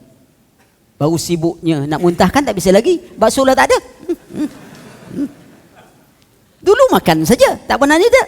Akhirnya yang satu berbuat, semua pedagang bakso jadi sasaran. Tak adil kita, mungkin yang satu saja yang berbuat. Kenapa sampai semua pedagang bakso yang jadi sasaran? Akhirnya ngiler aja setiap nengok bakso, nak beli takut, apa takut, salah sendiri. Ya, tengok. Jadi jangan, kalau antum mau makan bakso, kecuali antum kena asam urat. Nah itu tak boleh makan bakso, sebab nanti antum jadi bakso urat. Itu makanan. Ya, saya tidak sebutkan. Nah, sebab kenapa? Islam sangat dilarang makan babi. Kenapa dilarang makan babi? Agar sifat makanan itu tak jatuh kepada diri kita. Bukan cacing ya akhi. Ini modern. Cacing apapun bisa mati. Bisa dibunuh dengan modern ini. Semuanya bisa dibunuh. Ya. Tetapi yang masalahnya adalah sifatnya tak bisa dibunuh. Ya. Tak ada membunuh sifat. Sifat itu tak bisa dibunuh. Nah, sifat babi yang dimakan itu akan mempengaruhi orang yang makannya. Maka itu orang Islam, ya, salah satu hikmah dilarang makan babi, hikmah besarnya agar kita tidak punya sifat seperti babi. Antum tengok orang Yahudi dikutuk jadi apa? Monyet. Sudah tu jadi apa? Tikus. Sudah tu jadi babi. Padahal dia, ngapa dia tak jadi ikan? Sebab dia ngambil ikan kan? Nah, Allah tidak hukum dia itu. Karena sifat orang Yahudi itu macam monyet, macam tikus, macam babi. Monyet coba antum tengok. Kalau dia sudah makan, sedang makan, antum kasih makan, nolak tak dia? Dia ngambil lagi. Pindah sini, lah penuh sini, ambil tangan kanan, ambil tangan kiri. Antum kasih lagi, ambil kaki kanan, ambil kaki kiri. Namun moncongnya tetap monyong kepada antum, tak pernah terima kasih. Tengok monyet. Tikus, tengok. Menggerogot aja kerjanya. Babi, binatang yang paling kotor, binatang yang hobi makan muntah sendiri, babi ikhwan. Suka makan muntah sendiri. Kalau ada kandang babi, ada babi jantan, babi betina, masuk jantan yang lain, babi jantan itu membantu jantan itu ngerjain betinanya. Ayam tak mau dia. Kalau ada kandang ayam, 1 ayam jantan, 4 ayam betina, masuk ayam jantan lain, oh tunggu dulu ya akhi. Bertarung dulu sampai tetes darah penghabisan. Pencemburu dia tahu. Belum lagi ayam-ayam jago tu kan. Tak bisa sembarangan. Ayam betinanya begitu juga. Menjaga, auratnya dijaga. Dia berjalan depan ayam jantan tak pernah buka paha. Antum bisa bayangkan. Maka itu senang makan ayam jantan itu. Ayam hewan yang malang tapi yang paling sabar. Dia punya telur, sapi punya nama, telur mata sapi. Kan telur ayam tu. Tengok. Tenang saja dia. Bayangkan itu ayam. Boleh kita makan ayam. Halal. Tapi makan babi? Tidak. Kenapa? Sifatnya tu. Lengket. Contohnya selalu ayam. Memang ayam memang enak gitu kan? Ya. Cuman itu tadi nasib malang. Wanita nakal di kampus namanya ayam kampus. Padahal ayam belum pernah kuliah lagi. Allah. Nasib ayam. Ana tak tahu macam apa ayam sampai kena gelar ayam kampus. Ya. Yang punya pelu siapa? Burung. Ayam kampung kena sembelih. Dulu kita nak makan ayam kampung tu nunggu sakit. Bila lah sakit ayam ni gitu. Begitu ngelepak sikit, potong, baru makan ayam gitu. Allah, kini lah dipotong pun tak boleh makan. Ya? Tuh anak-anak gadis yang suka muka-muka paha, cubalah tengok ayam tu sikit. Apa tak malu tu? Ayam tu kalau pandai bercakap, manusia kalau nak lihat pahaku, langkahi dulu mayatku. Potong dulu, baru bisa dibuka kan? Tak bisa kalau ada orang nak ngejar ayam hidup nak nengok paha, orang gila.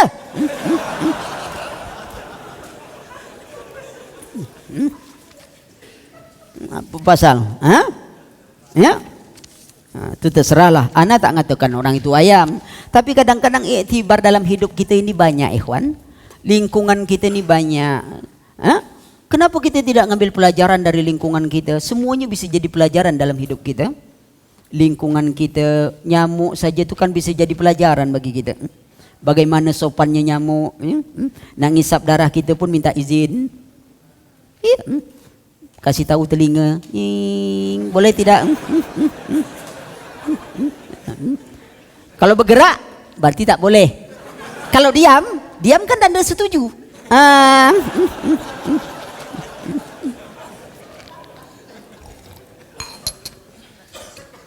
Setuju? Jadi tengok, nyamuk aja pandai minta izin dia. Wah, itu yang sering saya katakan, lalat aja binatang paling kotor, suka hinggap di kotor, tapi tak ndak hinggap di babi. Tak ndak dia. Tak percaya tanyalah lalat kalau percaya. Ya. Kemudian fun. Apa fun itu? Perayaan-perayaan, kesenangan-kesenangan, ya. Generasi muda lebih hari ini sangat senang dengan perayaan-perayaan, pesta-pesta yang keberat-beratan, ya keberat-beratan gitu, keberat-beratan, pesta kufan. Seperti hari apa? Ulang tahun, ya. Setiap ini ulang tahun, ya, lagu panjang umurnya, begitu lagu habis mati. Kan tak jadi lagu panjang umur namanya, pendek umurnya, pendek umurnya. Apa? Sudah tuh nanti apa lagi? Hari Valentine. Wah, itu yang kacau lagi tuh. Yang malangnya suami istri saling mengingatkan untuk Valentine Day. Padahal setiap hari kerjanya bertinju, bertengkar. Begitu Valentine cuma dikasih kotak berbentuk hati yang sudah retak. Warnanya aja warna pink sedikit. Dikasih itu sang istri pun tentram lah. Padahal selama ini kena tampar aja kerja nah. Valentine, apa dia tak punya kasih sayang setiap hidup apa? Umat Islam tu kasih sayang dia sepanjang hidupnya, dia kasih sayang terus. Dia berdoa, jumpa istri berdoa, dia cium kening istrinya. Wallahi ikhwan, antum lihat nasihat para ulama. Wahai para laki-laki, para suami, apa yang menghalangi engkau untuk sedikit mengecup kening istrimu? Engkau masuk, kau lihat, bantu dia kerja, ganti-gantianlah. Sekali-kali dia antar ngaji, kita ngurus rumah. Ya, supaya apa? Tahu Rasulullah biasa ngerjakan rumah sendiri. Bagaimana beratnya dia? Kalau malam, coba kau sedikit tengok muka istri itu.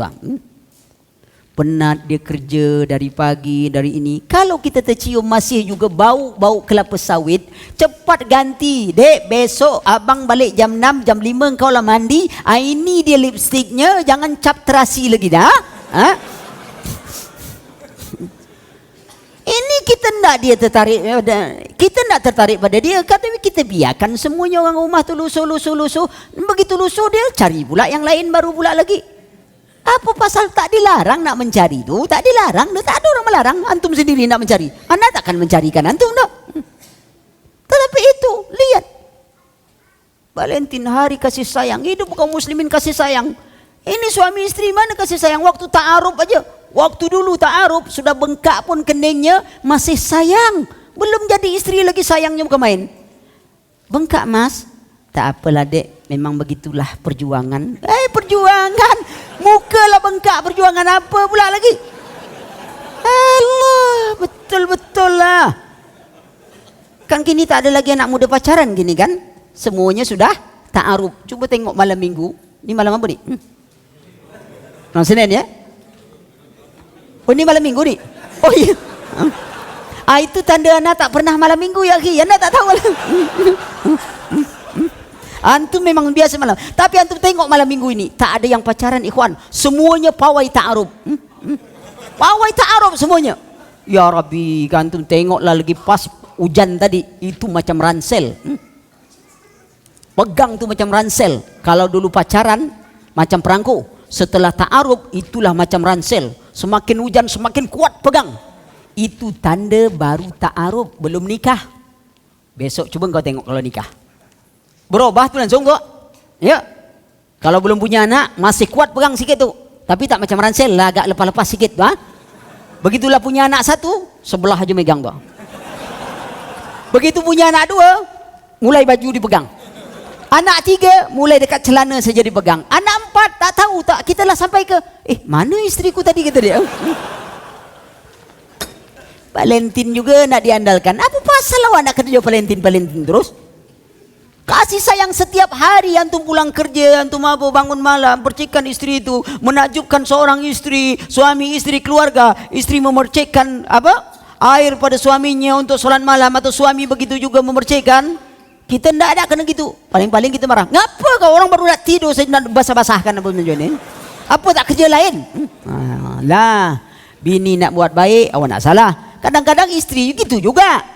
Ya, malam ini antum kalau istri tak pergi ngaji, antum balik belikan martabak Mesir. Umpama istri antum mau beli martabak, antum belikan. Assalamualaikum dek, waalaikumsalam. Senyum sikit. Waalaikumsalam. Ngantuk? Ya jelas dia ngantuk kan gitu. Tanyalah sikit, ngantuk apa? Ini ada martabak Mesir. Makan sama-sama. Subhanallah, nikmat. Rasulullah kadang-kadang tidur di paha Ummul Mukminin. Padahal Ummul Mukminin Aisyah ketika itu umur Rasulullah sudah 50-an tahun, ikhwan. Tapi mesranya masih begitu, duduk sambil berbaring di paha. Kita pernah tak buat gitu? Malu.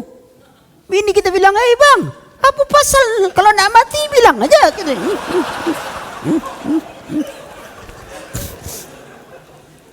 Itu yang payah tuh. Dia bilang kita buang tabiat pula lagi. Selama ini tak pernah macam ini. Tiba-tiba malam ini ngaji lain langit ni. Yang lebih malang lagi, kena curigai pula lagi. Jangan-jangan ada simpanan kini nampaknya. Jawab aja betul. Kalau tak ada simpanan, mana lah nak beli ni martabak ni. Ada simpanan tu maka dapat beli martabak. Gitu. Ya.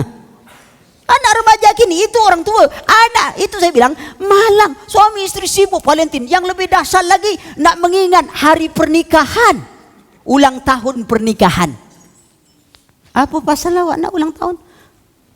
Ingat semua keluarga kita itu dalam doa kita. Ini kita minta, ya Allah satukan aku dan istriku dalam Al-Quran dan Sunnah. Pernah ada antum berdoa dalam sujud itu seperti itu? Ya Allah satukanlah kami dalam Al-Quran dan Sunnah. Hidup dan matikan kami dalam Quran dan Sunnah. Satukan seluruh keluarga kami dalam Quran dan Sunnah. Karena ketika kita menyinti dalam agama kita, semakin panjang perjalanan cinta itu, maka semakin kuatlah kecintaan itu. Tapi kalau kita cinta dengan dunia, maka dia akan lembut. Tak ada guna antum bawa foto-foto bini. Kalau antum tak pernah mendoakan dia, antum nengok foto istri antum makin lama makin kabur, makin lama makin kabur. Akhirnya antum sangka antum tak punya istri lagi. Foto itulah tak nampak lagi. Doakan mereka. Belum lagi dengan April Mop. Ini kerja orang nganggu apa? Belum lagi topeng menopeng Halloween, belum lagi rahasia perayaan tahun baru. Itu semuanya kebahagiaan, fun, kesenangan yang dibuat oleh mereka. Yang malangnya anak-anak kita buat macam itu. Coba tengok tahun baru itu, mana lebih meriah daripada Idul Fitri? Apalagi Idul Adha? Ya, tidak ada. Berapa miliar yang habis untuk perayaan tahun baru hanya untuk kembang api. Antum bisa bayangkan begitu. Ya. Kemudian mode. Ini dia mode pakaian. Hari ini coba tengok semua iklan perempuan pakai celana pendek. Dia nengok kita celana laki-laki di atas mata kaki melotot, semua mata nengok kita. Asing dia nengok kita. Tapi perempuan di atas mata lutut melotot, semua mata tengok. Asik bukan asing. Cuma tengok. Antum sajalah di kantor. Lewat antum, dulu antum panjang celananya kan. Setelah dapat sunnah Nabi kata Rasulullah, pakai celana tu di atas mata kaki. Ya. Jangan lagi alasan susah motong. Kan yang disuruh potong celana kita, bukan celana orang.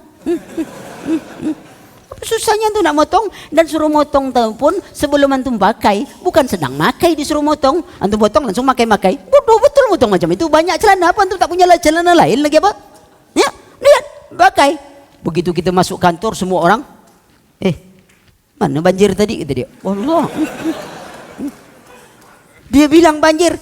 Masuk perempuan celananya di atas mata lutut dia. Kata dia. Dia tu mata je tak. Kata dia. Apa pasal dia melotot matanya? Rupanya bukan asing, asik. Tengok. Memang Islam ni bada al-islamu ghariban fasayaudu ghariban fatuba lil ghuraba. Islam asing dan kembali menjadi asing. Bahagialah orang-orang yang dianggap asing. Apa itu? Ketika orang-orang meninggalkan sunnah, mereka menghidupkan sunnah. Ketika mereka menjalankan kerusakan, mereka mengadakan perbaiki. Mereka lah orang-orang yang asing. Lihat, kita ingin jadi al-fatuba lil ghuraba, menjadi orang-orang yang asing. Lihat amalan. Mode sekarang semua anak SMA pakai baju TK. Itu model sekarang. Jangan dibayangkan kita sedang ngaji. Itu pakaian mode. Tak ditengok dia di depan kita. Ya, ditengok sesak napas kita. Maka lagi apalagi bulan Ramadan, jangan suka ke mall. Kalau tak ada hajat yang betul-betul khusus, jangan suka ke mall. Bahaya ikhwan, bahaya. Antum bisa mati mendadak. Apa kata antum? Kita naik eskalator, dia pakai rok pendek. Kita turun eskalator, bajunya pendek. Napas kita pun akhirnya ikut pendek dibuatnya. Jangan, bahaya. Yang keempat, film. Ya. Ini sampai jam berapa nih?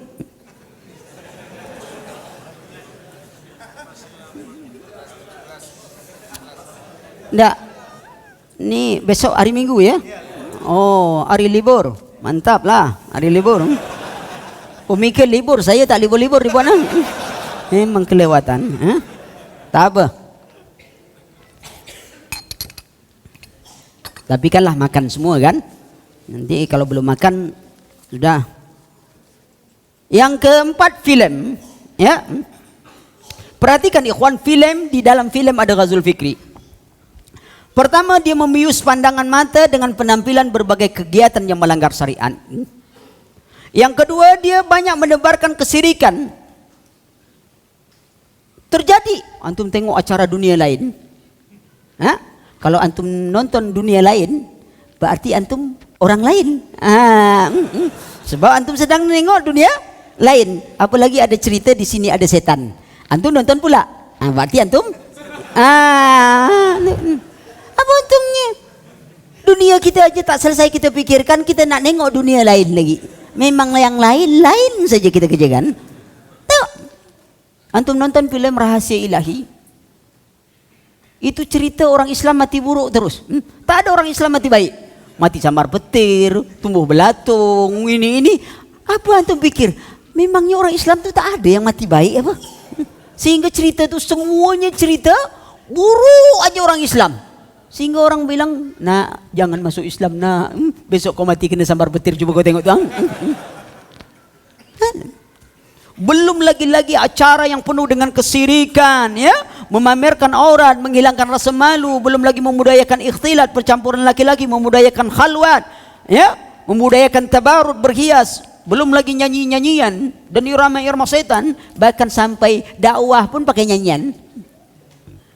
Begitu ditanya, jawabannya nyanyi. Tanya lagi, jawabannya nyanyi. Itu pengaruh nyanyian itu. Sampai dari ibu-ibu pun semuanya berdakwah pun pakai nyanyian. Antum bayangkan ikhwan, pengaruh film itu nih tengok. Kadang-kadang ibu kita dengan busana muslimah dengan ini. Coba tengok kalau dia minta dana, kan pakai nyanyi itu. Ya dana, dana. Kan minta dana tuh. Ya dana, itu lagu Rabana tapi minta dana. Kalau tak dapat dana, robah lagunya Bismillah tawakkalna billah. Berarti belum dapat dana tuh, tawakal sajalah. Tuh, semua bawa nyanyi-nyanyian. Apa nikmat. Istighfar pun pakai nyanyian. Coba antum perhatikan, kita disuruh banyak istighfar. Ya ayuhan nas tubu ila Allah wastaghfiru lahu fa inni atubu ilaihi fi yaumin mi'atu marrah. Wahai manusia, bertobatlah kepada Allah, wasari'u ila maghfiratin min rabbikum wa jannah, bersegeralah kalian kepada ampunan Allah dan surganya. Rasulullah katakan, seru cepat beristighfar kepada Allah. Fa inni atubu ilaihi fi yaumin mi'atu marrah. Aku bertobat kepada Allah, beristighfar kepada Allah satu hari sampai 100 kali. Tapi tidak dengan irama-irama. Sedangkan kita maaf biasa saja, belum tentu diterima Allah kan. Kita lah umpama ada orang larikan duit kita 10 juta, laptop dibawa, semua dibawa, ATM dibawa. Begitu ketemu, kamu maling menolong saya ya. Dia buat nyanyi, tuduhlah aku sesuka hatimu. Lagu dangdut pula dibuat dia. Lalu dia minta maaf, maafkan aku akhi, maafkan aku ukhti. Antum maafkan atau antum tampar orang macam ini? Sudah duit kita dimalingin dia, sudah itu dia, semua minta maaf sambil menari-nari. Kalau antum maafkan memang antum sendiri yang salah. Kini antum nak minta maaf pada Allah sambil menari-nari. Astaghfirullah rabbal baraya, astaghfirullah minal khataya. Kalau antum pergi umrah, pakai lagu itu, bawa tawaf, tak selesai tawaf antum. Ya, astaghfirullah. Bila antum sampai selesai? Baik-baiklah. Kita minta istighfar pada Allah. Kita bukan nak nonton film India, sakit gigi ini, semua gigi, semua nak nyanyi-nyanyi, bukan. Kita ada ajaran kita. Lihat musik, nyanyian, semuanya memudayakan segala macam-macam ini, ya. Belum lagi di dalam televisi dan ini film-film, antum lihat film Transformer. Film Transformer, antum lihat lambang-lambang yang ada di dalam itu lambang Illuminati dengan mata satunya. Antum tengok robot yang dibuat, itu robot mata satu. Itu lambang dajjalnya orang-orang Yahudi, Freemasonry, itu lambang mereka. Film itu dibuat oleh mereka sedemikian rupa, muncul karakter baru robot yang bermata satu itu. Muncul itu karakter mereka, lalu muncul robot yang berwujud seperti ular. Itu lambang Yahudi, ikhwan. Berapa banyaknya orang yang tidak mengerti ini? Kalau antum dengar lagi soundtrack itu Transformer 3 itu untuk penelitian kita ya. Di keadaan gitu, anak tak nyuruh antum nonton, ya. Akan tetapi ada yang dibalik seperti itu. Kadang-kadang orang hanya dia lihat tapi dia tidak mengaji ada apa di dalam ini. Ada apa di dalam ini? Dia buat film X-Men. Seolah-olah mereka bisa buat manusia lagi. Kita ini semua latah, kita lihat bagaimana itu muncul. Belum lagi film-film animasi Jepang seperti Yu-Gi-Oh. Yu-Gi-Oh itu sekolah ini dengan lambang di sininya segitiga. Belum lagi pasukan banyak sekali ikhwan. Campuran film-film itu, ya. Anak kita sudah belajar jadi dukun modern. Apa itu? Doraemon. Simsalabim PR selesai. Anak kita tak perlu sekolah lagi, bercita-cita mau menjadi Doraemon. Kalau ada PR, simsalabim. Kalau tak tahu panggil Nobita. Nobita panggil Doraemon. Yang datang Shinchan. Apa pasal semuanya?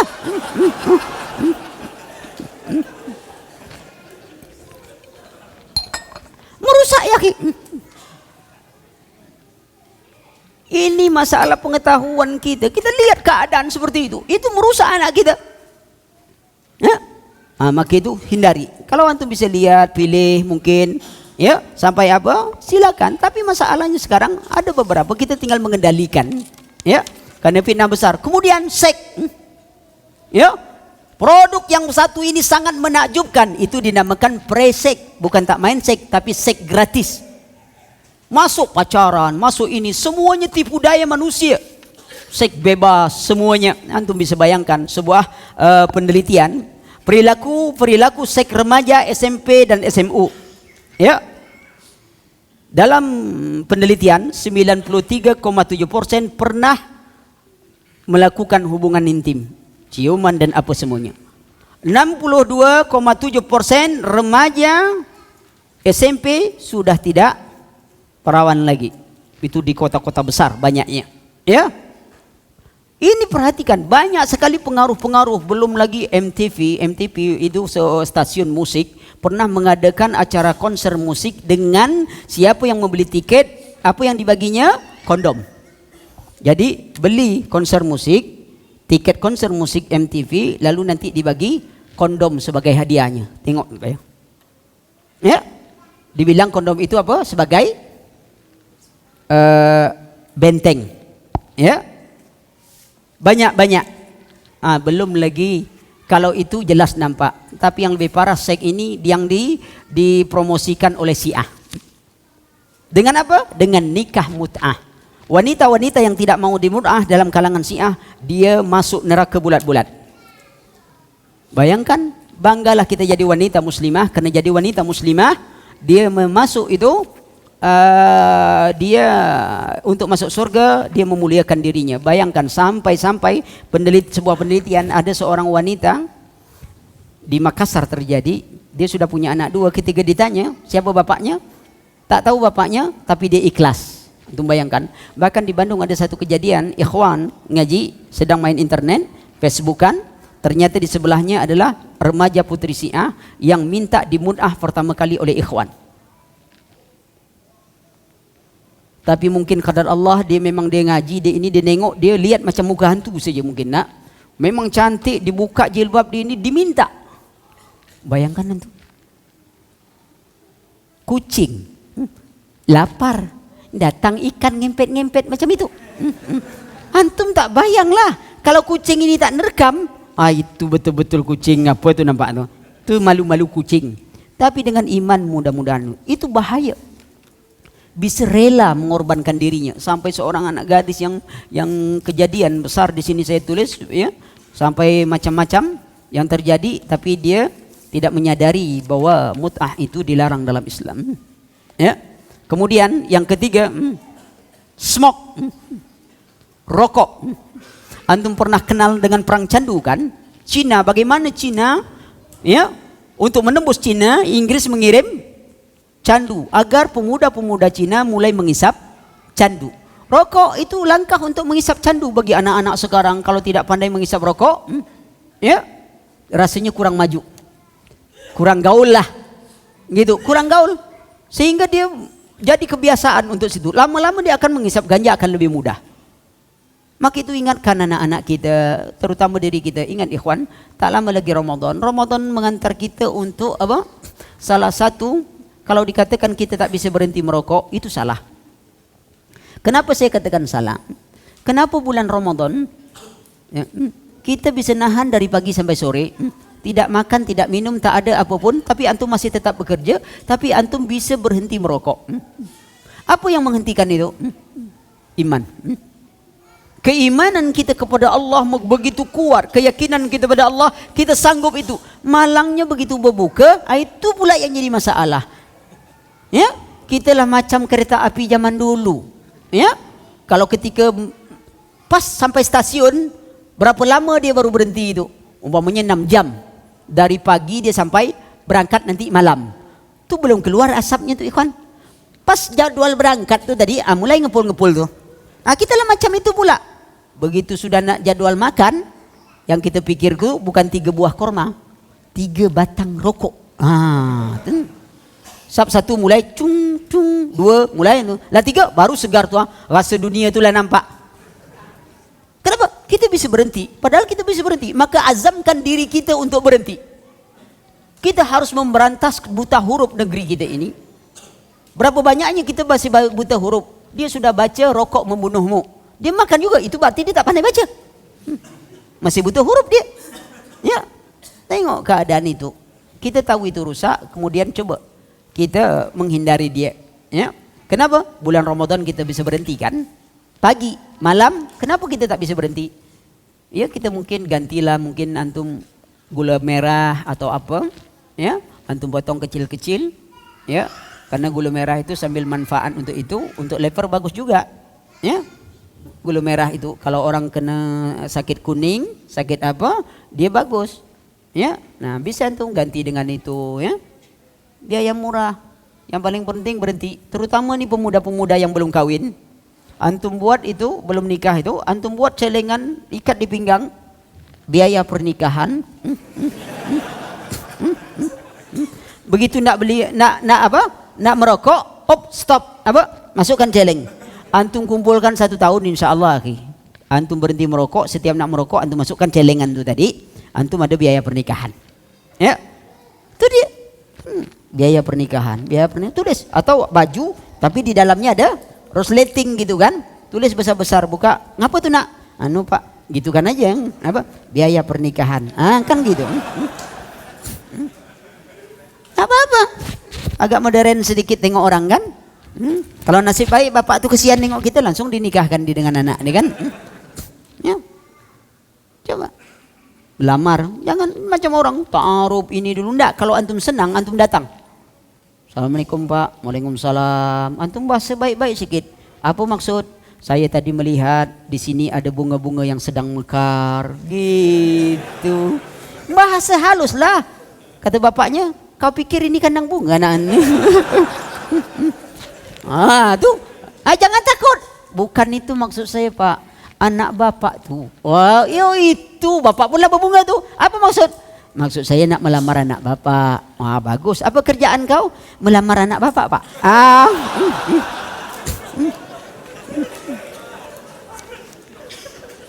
Kan tuh kerjaan tuh. Memangnya tak kerja melamar tuh? Kan lamar tuh. Tuh. Nah, ini tergantung kalau bapak terima kerjaan lain itu insya Allah lain masalahnya Pak. Kalau makan insya Allah saya kasih makan nasi Pak. Tak makan apa-apa. Kalau makan angin tak payah lagi nikah Pak. Bersiul-siul saja lah dapat tuh. Sedot siul ya. Itu makan angin namanya. Ya. Yang ketujuh sign. Ya. Sign yang saya maksud adalah situs-situs porno dan situs-situs apapun. Itu banyak perkembangan. Kemudian kadang-kadang sign itu sengaja mereka mengeluarkan teori-teori agar orang-orang Islam atau orang lain itu mengambil teori itu. Antum tahu dengan teori evolusi Darwin, itu teori sengaja dibuat. Antum perhatikan protokol ke-11, protokol kedua dari protokol Yahudi. Ya. Apa kata dia? Biarkanlah mereka dengan teori-teori sains itu, karena hal yang demikian akan mempengaruhi mereka dalam mempercayai teori-teori tersebut. Para intelektual goyim itu manusia lembu, yaitu selain Yahudi, akan merasa bangga dengan pengetahuan mereka tanpa mengetahui apakah pengetahuan itu benar atau salah.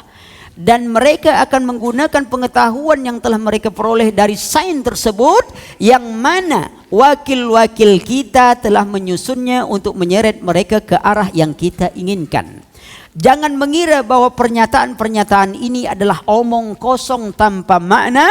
Renungkanlah, kata dia, kejayaan yang telah kita usahakan untuk Darwinisme, Marxisme, komunisme. Ya, ini memang sengaja dibentuk. Marxisme, komunisme sengaja mereka buat. Clinton Roosevelt, ya, bapaknya Franklin Roosevelt, ya, bersama Angel membiayai Karl Marx dan Karl Reiter untuk menulis Komunis Manifesto. Ya, Karl Reiter dan Angel, Komunis Manifesto. Jadi bukunya. Kemudian Karl Reiter disuruh menulis yang menentang itu. Terjadi pergolakan di dunia ekonomi, perang terjadi. Itu sengaja dirancang. Dua-duanya merancangnya. Ya. Dan itu terjadi. Ada di buku Face in the Game atau apa, saya lupa bukunya. Ya, itu ditulis oleh Gary Hart. Itu ada sejarah tentang penaklukan seperti itu. Itu terjadi, ikhwan. Kita bangga dengan Darwinisme. Apa saya? Yang satu merasa keturunan monyet, yang satu merasa keturunan Nabi Adam. Ya, coba bayangkan kalau dialog saja, mungkin tak ada titik temu. Ana kalau jadi protokol dialog macam itu, Ana akan berkata mungkin, saudara-saudara yang ingin dialog masalah teori evolusi, sekarang kita bagi dua. Yang merasa keturunan monyet, turun sebelah kiri saya. Yang merasa keturunan Adam, sebelah kanan saya. Lalu masukkan topeng monyet situ. Atau masukkan monyet. Saudara-saudara yang merasa keturunan monyet, berdialog dulu sama kakek nenek moyangnya. Ya, apakah kita lanjutkan pembicaraan atau tidak? Oh, ternyata tak terjadi dialog. Tengok ki. Tapi itu percaya. Tapi ikhwan, evolusi tidak berbahaya. Tapi yang berbahaya itu adalah teori yang lahir dari teori evolusi. Apa itu? Teori pragmatis John Dewey. John Dewey lahir tahun berapa itu? Lupa Ustaz. Masalahnya anak saya lahir pun lupa juga. Saya tidak apa lagi si John Dewey. Dewey lah. Dia nak pakai. Ya. Apa kata dia tentang teori evolusi? Teori evolusi adalah pelebur terbesar. Great dissolver. Ya. Pelebur terbesar bagi nilai-nilai tetap yang absolutisme. Itu pujian dia terhadap teori evolusi. Apa yang diambil lagi oleh pragmatis John Dewey? Tidak ada kebenaran yang mutlak. Maka itu muncul sekarang Tiada kebenaran mutlak. Ini berhasil diambil dari aliran filsafat skeptis Fir'aun. Sampai-sampai mereka mengatakan ada seorang mungkinlah termakan oleh jin dewe. Ustaz, ngapa Ustaz nyalahkan orang? Banyak dia ngomong gitu. Saya bilang, menurut Anda saya salah atau tidak? Ya salah lah. Dari mana antum salah? Dari mana antum salah? Dari mana antum tahu salah? Antum aja mengatakan Ustaz jangan menyalahkan orang saja. Antum tahu dah Anda salah atau tidak? Salah Ustaz. Antum yang nyalahkan Anda. Karena tidak ada kebenaran mutlak. Yang mutlak benar itu hanyalah Allah Subhanahu wa taala. Kita tidak punya kebenaran mutlak. Siapa bilang tak ada kebenaran mutlak? Ini air? Air apa nih? Air bening, air putih? Ini air bening. Kalau ada yang mengatakan warna ini hitam, orang gila atau orang bodoh? Dua-duanya kan, gila dengan bodoh. Mutlak ini kebenaran, realitanya. Walaupun kita mendustakan, selalu mengatakan ini air putih. Coba antum minta air putih, air bening, tak dikasih orang, air comberan bagi orang. Ya, tapi oke, ini tidak masalah yang seperti ini. Tapi ada kebenaran mutlak. Coba seorang yang sangat kagum dengan teori pragmatis jendewe melamar anak muda nih. Anda mau melamar anak saya? Iya. Anda laki-laki perempuan? Lalu dia berkata, menurut pragmatis jendewe Pak, itu tergantung dari sisi memandang. Saya Joni Pak, kalau siang, kalau malam Jini Pak, kata dia. Tak ngerti dia. Kata bapak calon mertua, kau teliti dulu dirimu. Kalau saya laki-laki Pak, kata bapaknya, yakin kau laki-laki? Entah juga Pak, kata dia. Soalnya tak ada kebenaran mutlak Pak. Itu dia, rusak otak. Ada kebenaran sesuai realita itu bisa jadi benar. Kemudian kebenaran mutlak dari Allah Subhanahu wa taala Allah memberikan. Kemudian teori marxisme sosialisme Karl Marx. Ya. Apa kata dia? Daya penggerak manusia dalam menjalani kehidupan tidak lain adalah kedahagaan pada kebendaan dan perjuangan untuk hidup. Ini juga lahir dari teori evolusi. Ya, kemudian teori dogma Sigmund Freud. Ini juga lahir dari teori evolusi. Kemudian gerakan emansipasi wanita. Emansipasi maksudnya. Itu dibentuk oleh Betty Friedan, itu seorang Jerman. Ya, pergerakan apa kata mereka? Salah satu mereka, wanita itu baru bisa dinilai di kehidupan masyarakat kalau dia bisa menghasilkan nilai berupa bentuk bayaran. Keluarlah semua wanita dari istana rumahnya mencari kehidupan untuk menghasilkan sebuah nilai harga bayaran. Lalu kalau ditanya apa kerja Bu? Tak ada kata dia. Apa tak ada? Cuman rumah tangga saja. Tuh, merasa hina dia sebagai ibu rumah tangga. Berapa banyaknya wanita tidak bangga menjadi ibu rumah tangga? Dia bangga di luar. Maka itu Islam mengantarkan, kenapa wahai wanita muslimah yang menyuruh engkau duduk di rumah wa qurna fi buyutikunna Allah Subhanahu wa taala. Musuh-musuh Islam mengeluarkan engkau dari istanamu. Kenapa engkau pilih musuh-musuh Islam? Allah meletakkan engkau di dalam rumahmu. Sampai solat lebih utama di rumahmu, di dalam kamarmu, lalu engkau lepaskan semuanya.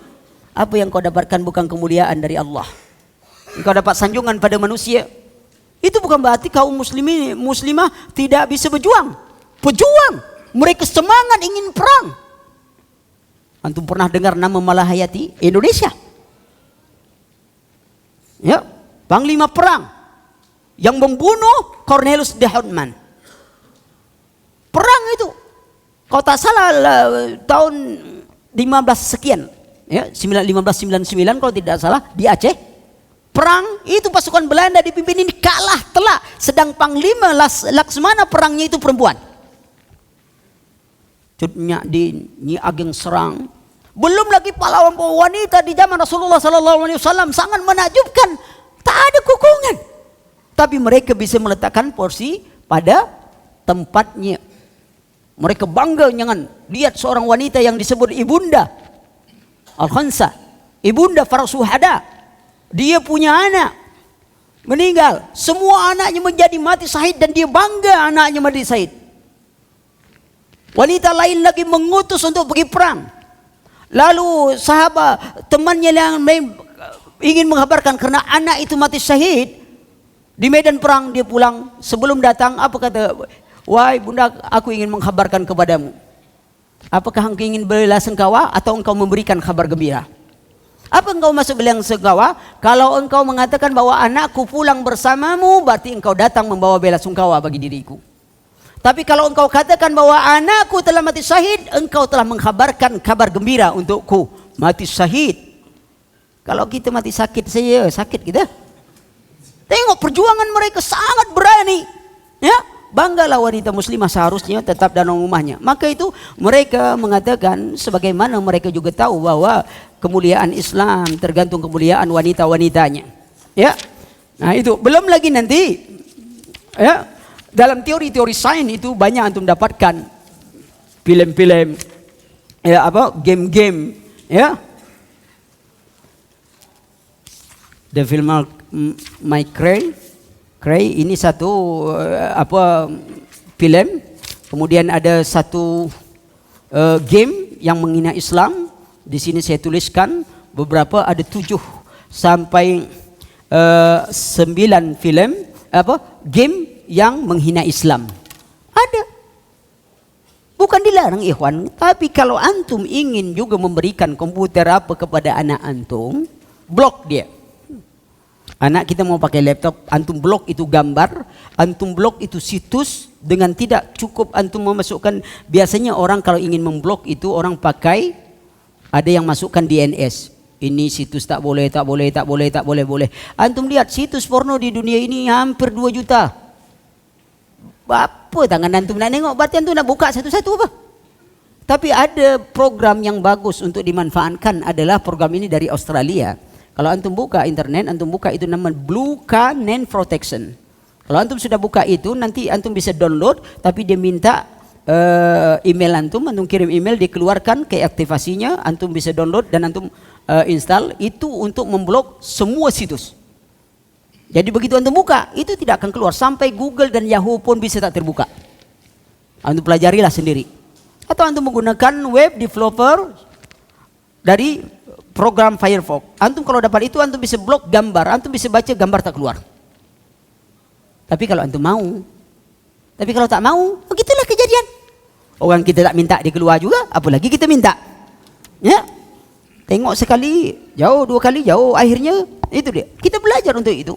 Kemudian olahraga. Ya. Olahraga tidak dilarang karena ini, tapi hati-hatilah, jangan terlalu berlebih-lebihan. Ana tidak ceritakan karena ana tidak pakai slang. Ya, kalau ana ceritakan pakai slang, antum lihat lambang-lambang pemain sepak bola, lambang-lambang apa gerakan-gerakan pemain-pemain dunia itu, ya. Maka antum tak dapatkan. Antum tengok lambang Manchester United. Manchester United itu lambangnya hampir sama dengan lambang mata satunya ini, tapi orang banyak tidak melihat, ya. Belum lagi lambang-lambang Dewa Ra di dalam lambang Manchester United itu banyak terjadi, tapi konspirasi Yahudi banyak muncul di situ, tapi sebagian teman tidak mengetahui keadaan itu, ya. Kalau ana sebutkan Manchester United itu, ya, yang mana MA bermaksud Mason, dan huruf N C H E S T E R jangan diperoleh, juga akan mendapatkan sebuah angka mistik dalam dunia Freemasonry, ya. E dan R, E 5 dan R itu angkanya 18. Jadi 18 kurang 5 akan muncul angka 13.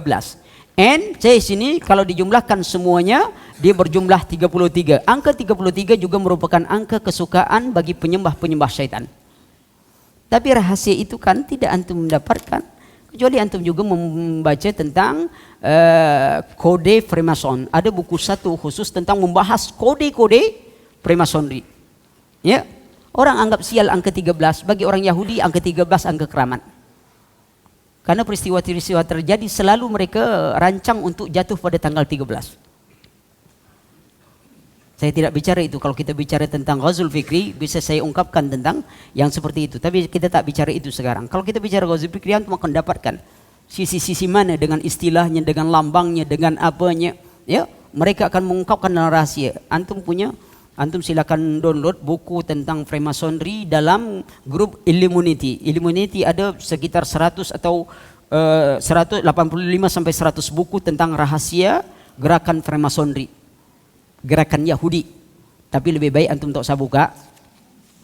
Kenapa? Banyak lagi agama ni nak kita pelajari. Janganlah nak sama dengan ustaz kadang-kadang dulu belum apa-apa kita nak cari bantahan dulu. Terima jadi ajalah lebih bagus. Ya? Ya. Jadi waktu tak banyak terbuang, kita kaji kebenaran, insya-Allah kita akan tahu yang keburukan itu, insya-Allah. Ya, adapun yang penting-penting boleh, ya. Belum lagi antum nampak lambang, kalau nyanyi kan gini lambang. Itu angka 6, belum lagi lambang begini, ya. Belum lambang begini. Lambang metal, lambang begini, gabung 2 jadi begini. Semuanya lambang-lambang itu kode yang antum banyak akan dapatkan. Ya. Itu musik metal adalah musik setan. Awalnya. Ya, antum pernah kenal dengan Elvis Presley? Terkenal bawaannya itu, kalau dia sudah kerasukan macam ini sangat mempengaruhi. Dan itu antum kalau baca sejarah kehidupan mereka, pemusik-pemusik yang terkenal dalam aliran-aliran syaitan itu sangat menakjubkan.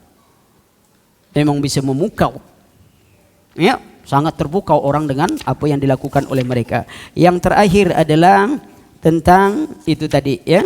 Yang terakhir tadi tentang itu, kemudian tentang gereja itu Kristen Ortodok, dan kita ingatkanlah anak-anak kita dari perkara-perkara yang akan merusak dirinya, karena itu sangat tersembunyi, ikhwan. Ya, saya rasa itu dulu. Kalau ada pertanyaan silahkan. Kalau tak ada pertanyaan silahkan juga balik. Subhanakallahumma wa bihamdika asyhadu an la ilaha illa anta astaghfiruka wa atubu ilaik. Wassalamualaikum warahmatullahi wabarakatuh.